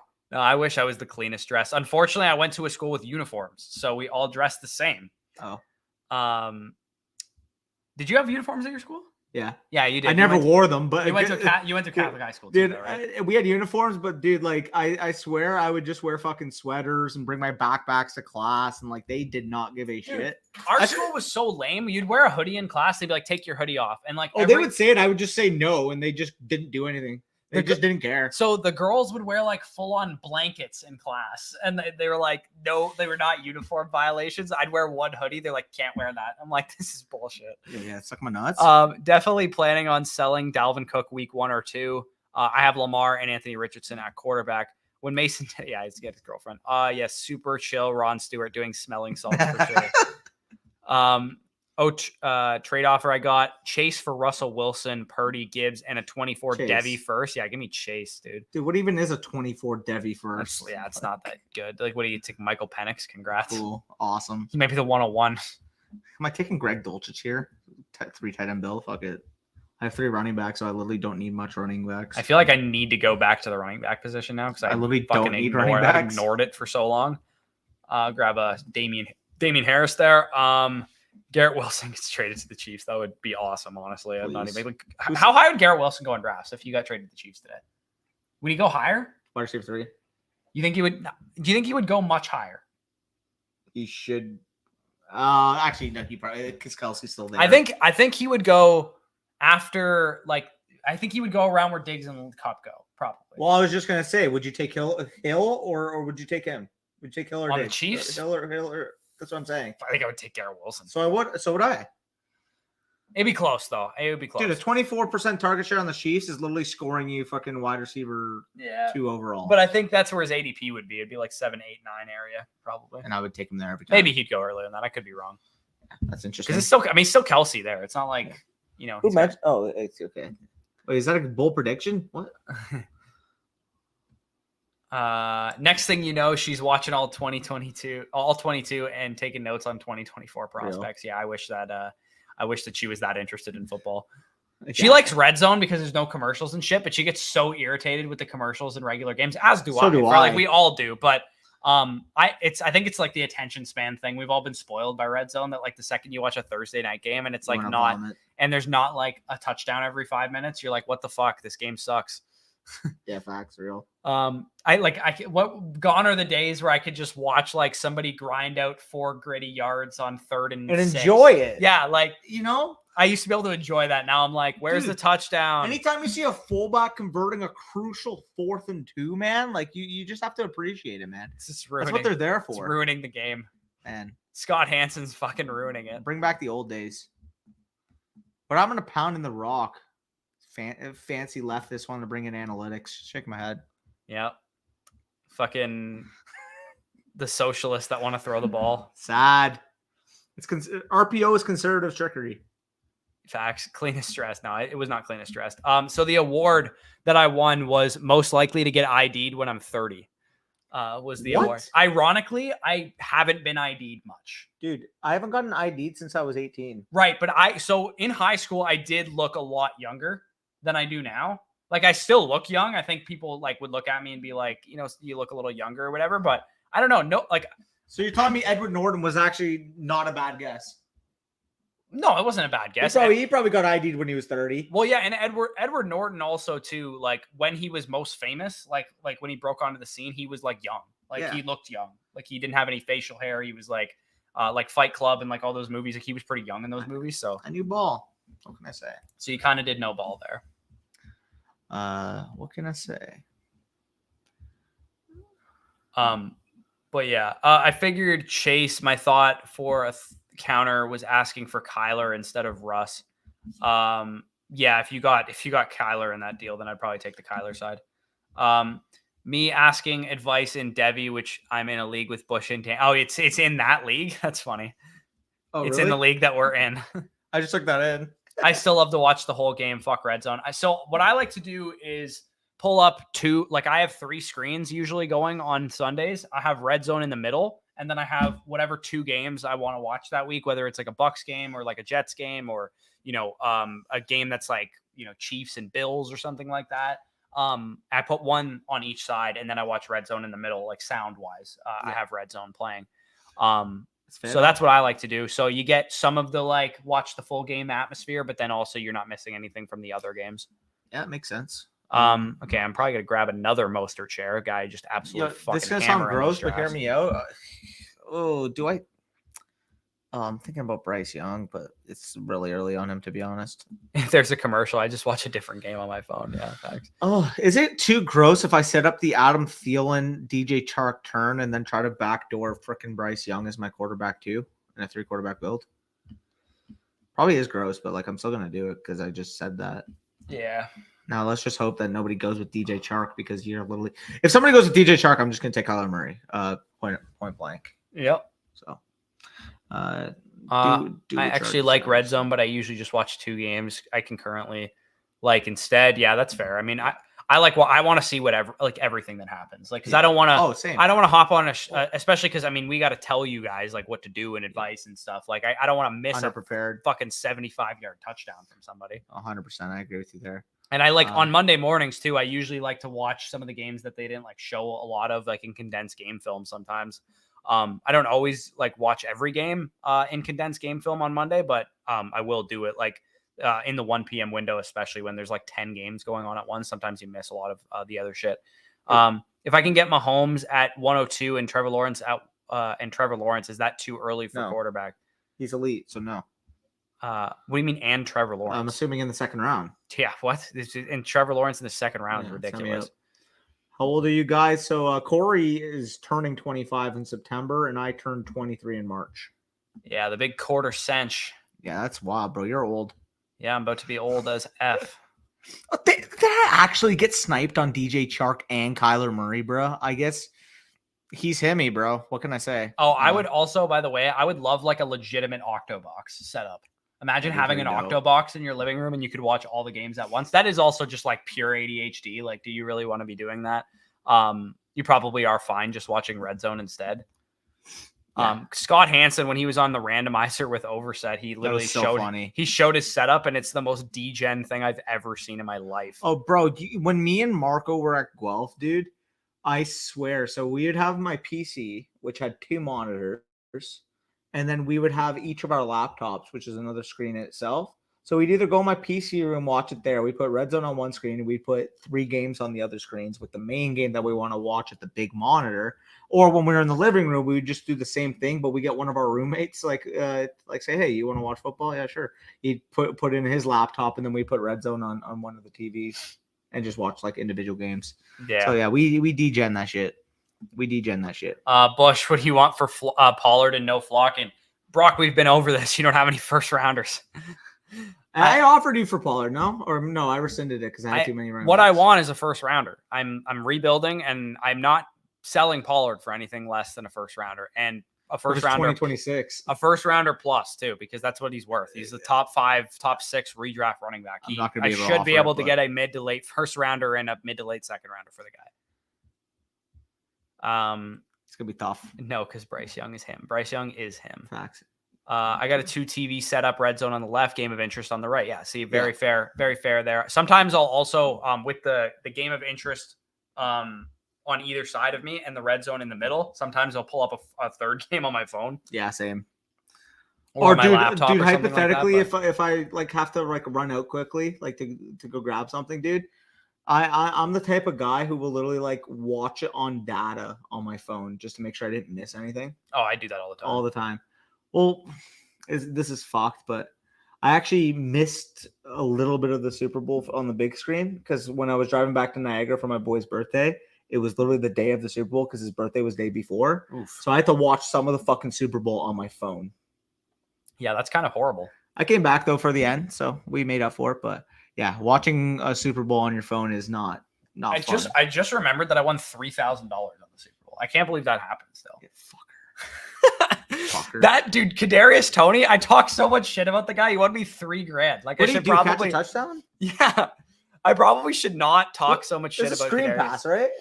It was like a design. Dude, the guy actually played like fucking 6 snaps in the whole game, and he happens to catch a touchdown. Not only that, but he actually almost scored twice because he almost had a punt return touchdown as well. And it would have been such a bad beat if he didn't score that first one and he almost punt returned that and I lost on that.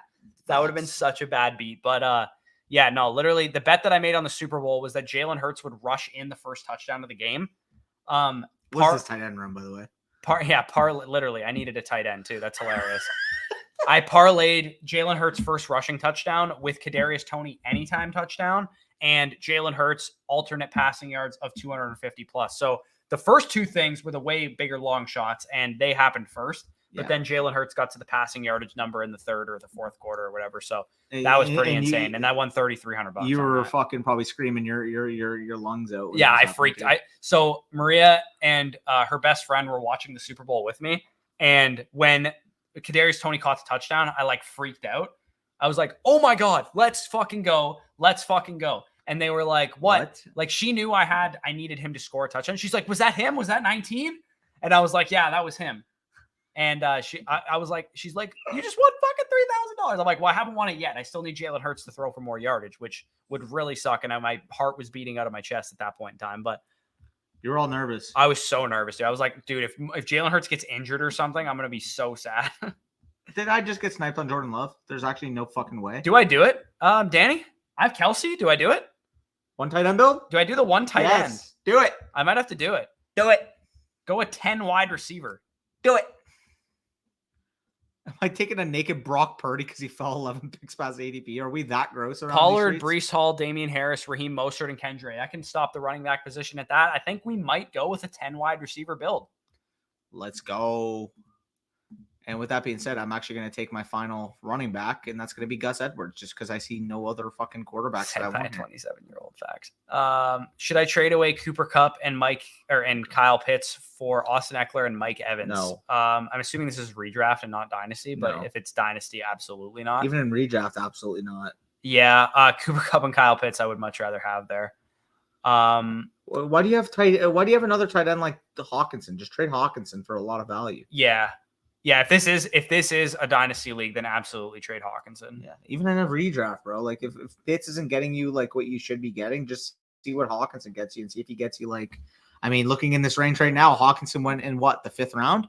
Hawkinson went in the 5th, which usually goes in like the 4 or 5 area.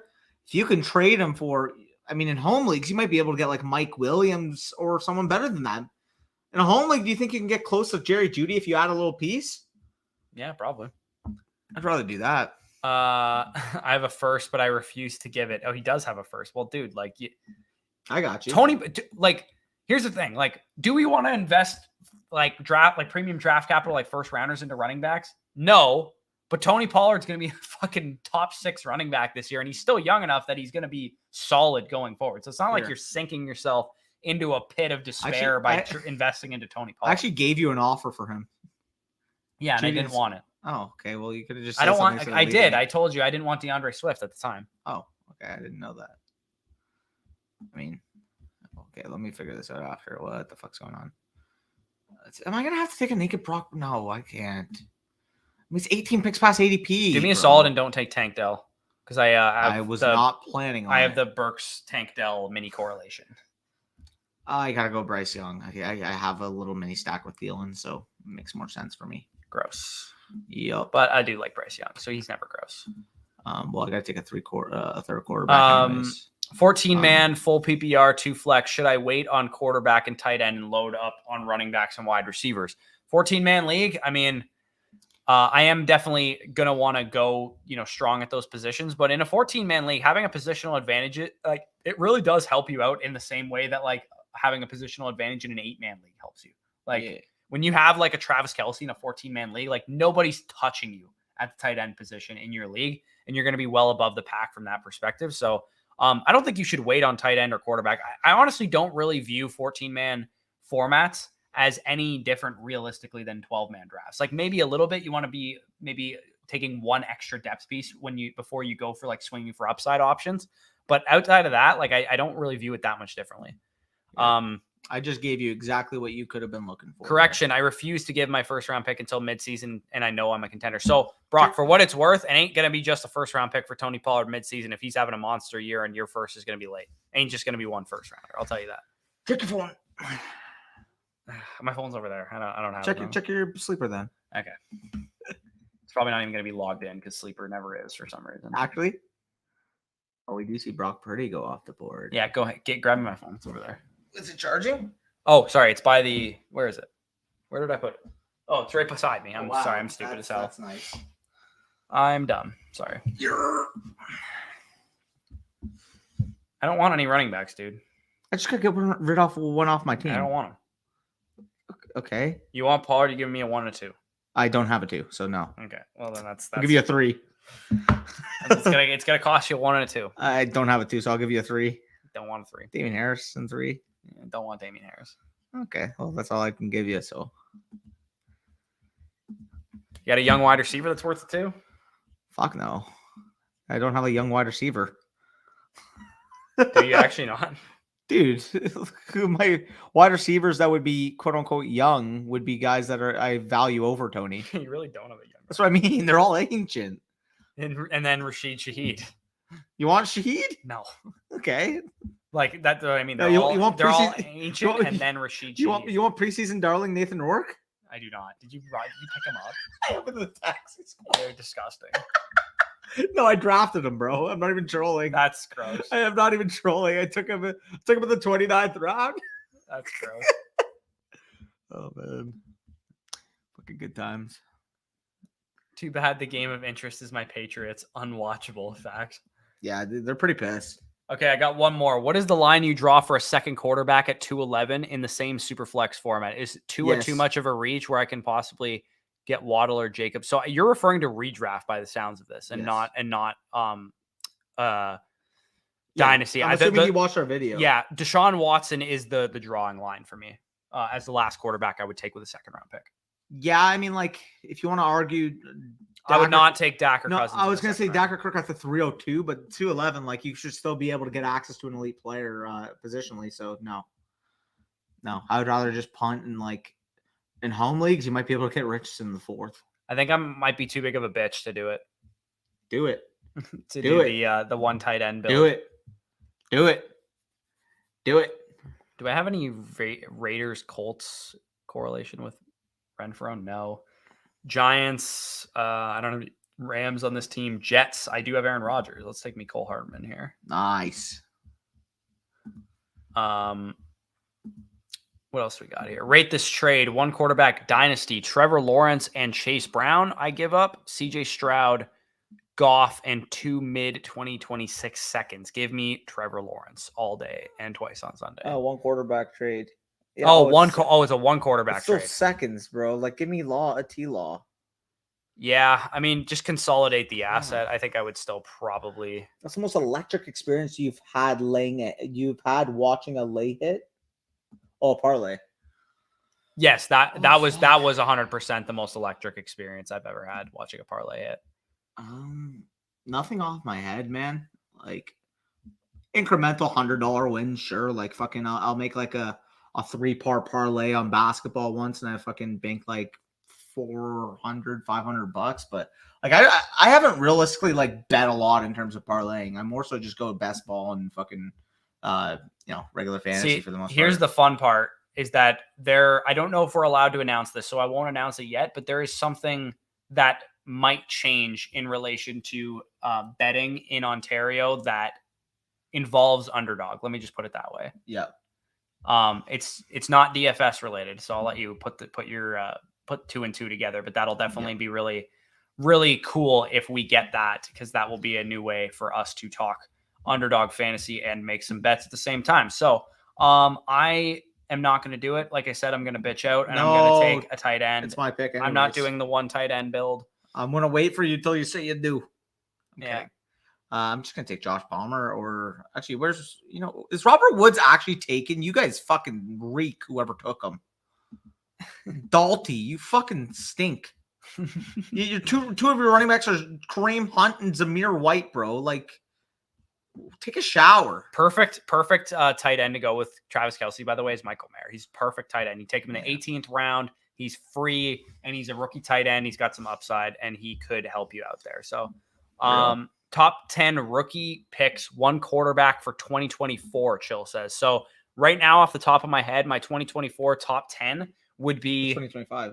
He said 2024. So my 101 in one quarterback is Marvin Harrison. 102 right now for me would be Benson, technically based on my grade, but I don't know what Benson's draft capital and stuff is going to look like. So I'd say for simplicity, if you had to do the draft now, I would take Raheem Sanders. Igmika Ibuka would be 103. 104 would be Travion Henderson. 105 would be Raheem Sanders. 106 would be Xavier Worthy. 107 would be Brock Bowers. 108 would be Malik Neighbors. 109 would be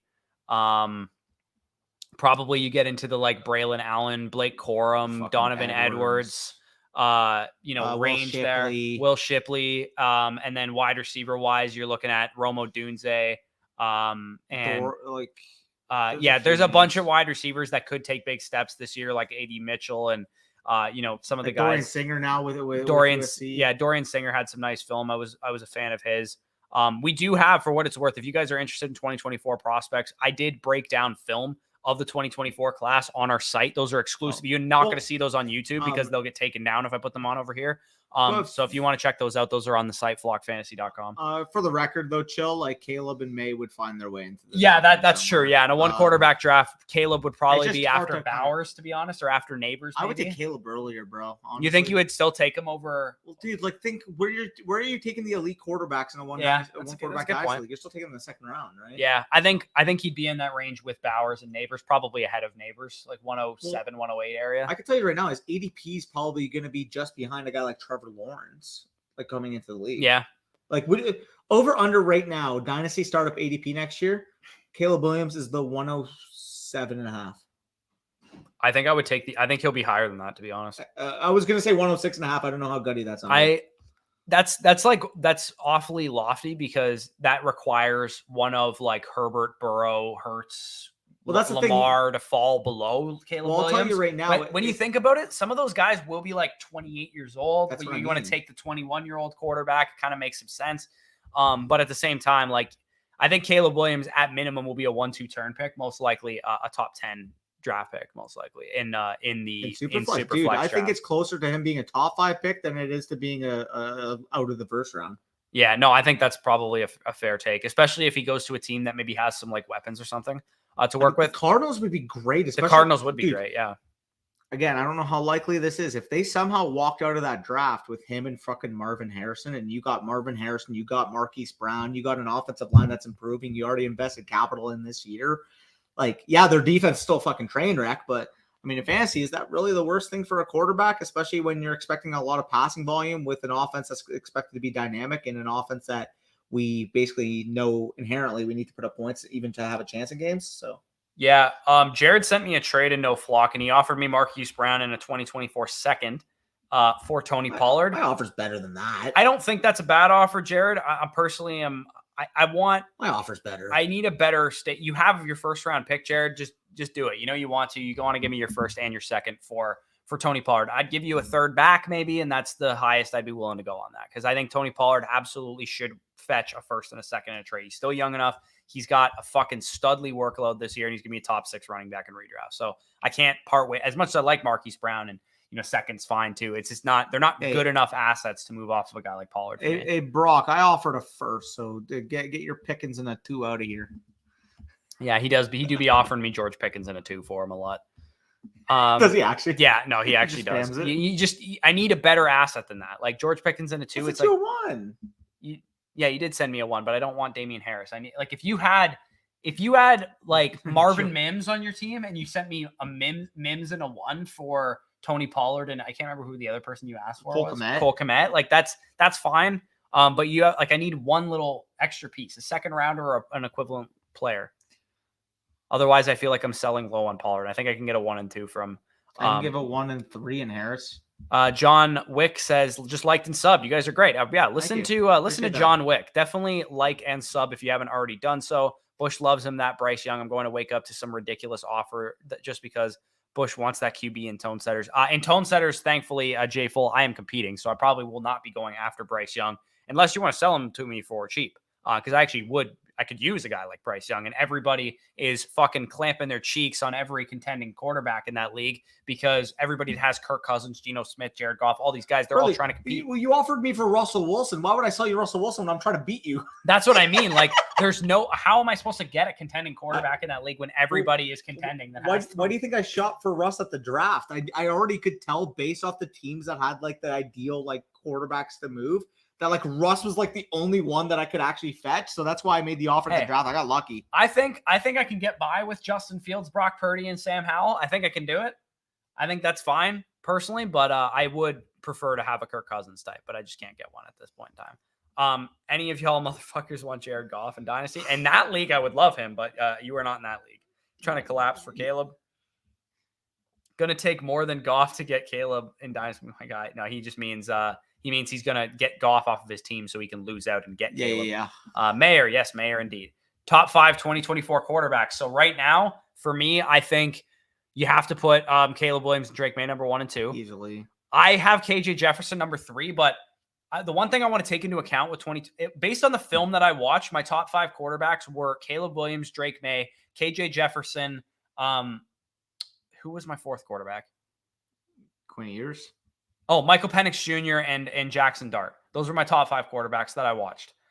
I think Penix has to be quarterback 3 early right now because he's the one getting the most NFL buzz and he has a chance to go in the first round. And I think Quinn Ewers also probably has to be considered in the top 5 as well because if he takes a step forward, even if he's not like perfect this year, if he shows the tools, shows the running ability a little bit, shows the outer structure plays, an NFL coaching staff could convince themselves that he's a first-round quarterback. So those would be kind of the guys that would be in contention. I'm not totally convinced that J.J. McCarthy has first-round quarterback traits, to be honest. I'm not convinced. He's pretty talented, though. He's a game manager. I don't think he's going to be able to showcase those traits.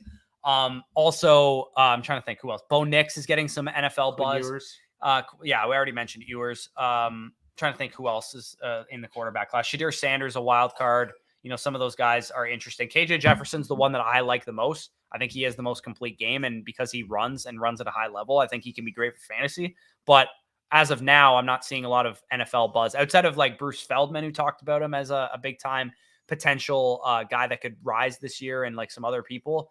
He reminds me kind of Jalen Hurts, and that's why I like him. But he's no guarantee to be a top 5 quarterback. Realistically, the answer to this question is always whoever gets the draft capital. That's how it goes. Also tell me how shit my team is at the 3. We can go over that if you want in a second here. Let's rip through the final comments and then we'll go over Jared's team and then we'll sign off because we've been streaming for like 5 hours today. So that and all due respect to y'all, but we have to fucking get some drafts in because I do not want to go back home tomorrow once we're in Ontario and realize that I have 50 slow drafts to attend to. So yeah, try 60 actually for me. Oh, I'm close to 100 completed right now, but I want to get at least probably 20 done before I go to sleep tonight. Yeah, I am at how my drafts am. How many bullets am I in the chamber here? I am 87 bullets in the chamber. As of right now, I will be completing, what is that? 73 slow drafts. Yeah, you got to get to at least 100, bro. Yeah, like that is fucking brutal. So don't want to be doing that. Yeah, sorry. I for some reason when you said one quarterback, I just read off the positional players. Yeah. Caleb and May would absolutely be in the top 10. Can we see your exposure? Yeah, we could show our exposures real quick. I'll so, show you mine right now. Yeah, it would be kind of difficult to see mine because I'm not in the StreamYard call, but yeah, you won't be able to see Danny's, unfortunately. But my exposure right there, you can see Chase Brown, Breece Hall, like Breece just fucking climbing up the boards right now. Roshan Johnson. My highest drafted quarterbacks, I got Dak at 18.6%. Danny loves that shit. Jared Goff, the week 17 correlation of that Dak Prescott stack. We got Jared Goff at 14%. Somebody called us a Tua hater early on. I've drafted Tua 14% of the time, apparently, because he always falls to me at values. Kyler Murray, I believe, like I said, he should be back on the field at some point in a big tournament like this. Just give me the upside that he's back on the field. Trevor Lawrence, Joe Burrow, Deshaun Watson, Brock Purdy, Anthony Richardson. Going to running backs, Chase Brown, Breece Hall, Roshan Johnson, Gus Edwards, Damian Harris, Travis Etienne, Saquon, wide receivers, Josh Downs, absorbent amounts of Chris Godwin, CeeDee Lamb, Brandon Ayuk, Hunter Renfrow is a good dart throw as a slot receiver, give you a good win rate. Jahan Dotson, Elijah Moore, Jerry Jeudy, Curtis Samuel, Gabe Davis, and so forth. And then at tight end, Greg Dulcich, Taysom Hill as the wild card, Dalton Kincaid, David Njoku, Gerald Everett, Sam Laporta, and others there. Let's see what we got here. He also says, what do we think of the USC offense this year? I think they could be really good with Caleb. I mean, you got everything that you need pretty much. And Dorian Singer might be a decent addition. I could see him having like a Jalen Hyatt type ascension from last year. Yep. Then the Cardinals hire Ben Johnson. Ben Johnson and the Cardinals would be pretty cool with Caleb Williams. I offered Pickens in it too. That's classic. Brother, he is on the tag and every running back without contract security. Exactly. But you're 100% correct about that, Brock. But how many running backs, when you're buying them, can you say are going to be top 6 running backs? 6. Okay, but how many of them can you get for 1 first-round pick and a second-round pick, and receiving a third back? I mean, I just don't really want to be buying them then, to be honest. But like, here's the thing: you gotta like, I'm not buying JT running back. No, of course not. But when running back production, when you're ready to compete, you do have to kind of buy it. And you got to sacrifice value to some degree, because unless you develop those running backs yourself because you drafted them in the rookie draft or whatever the case is, when you're ready to compete, like I traded a late for like the 112, I think it was this year, for J.K. Dobbins, and I'm fine with that move. I understand, at face value, do I want to give up a late first round pick for a running back who's a little bit shaky? Not really. But when you got to buy running back production, sometimes you got to sacrifice value a little bit. It's unfortunate, but it's kind of the cost of doing business when you're trying to compete. To a degree, honestly, I don't really even need a running back. I don't know why I was like so fucking. Bush, you can have Lance. I know how big of a fan you are of him. Ironically, I was at one point a big fan of Lance, and just like I think it's when people burn me that I fucking hate them, because Clyde Edwards-Helaire and Trey Lance have burned me so hard that I can't stand them at this point. You fucking hate their guts. Yeah.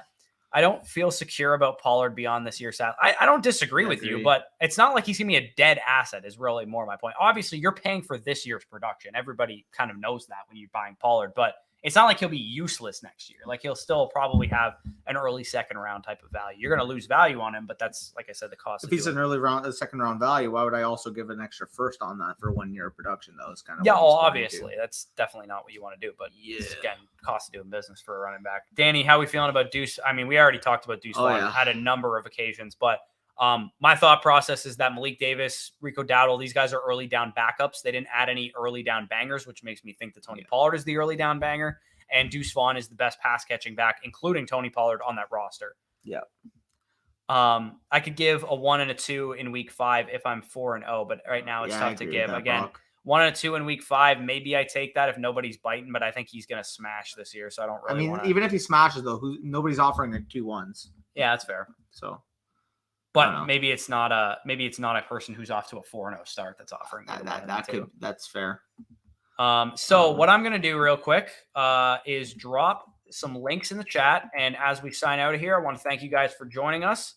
Obviously, if you want to get our draft guide for free, link down below in the pinned comment there in the description of the video. Sign up on Underdog Fantasy using the code FSE. $10 will get you the draft guide and the weekly rankings for free. And if you want to join our listener league, link is in the description for that. All you have to do is sign up on Underdog or sign up on Flock Fantasy, or do both and get double the entries. And that will have you covered for that. And also, like I said earlier in the stream, becoming YouTube members will get you access to our weekly live streams on Saturdays. Those will be private to only YouTube members and Flock Fantasy subscribers. So if that interests you, check that out as well. Thank you guys for joining us for the last 5 hours. We talked about snuggling in bed. We talked about, Super Bowl winners. We talked about a bunch of random shit on here. Appreciate you guys for joining us again. Shout out to Underdog for financing the whole trip for us here. But yeah, with that being said, peace out. We'll talk to you soon.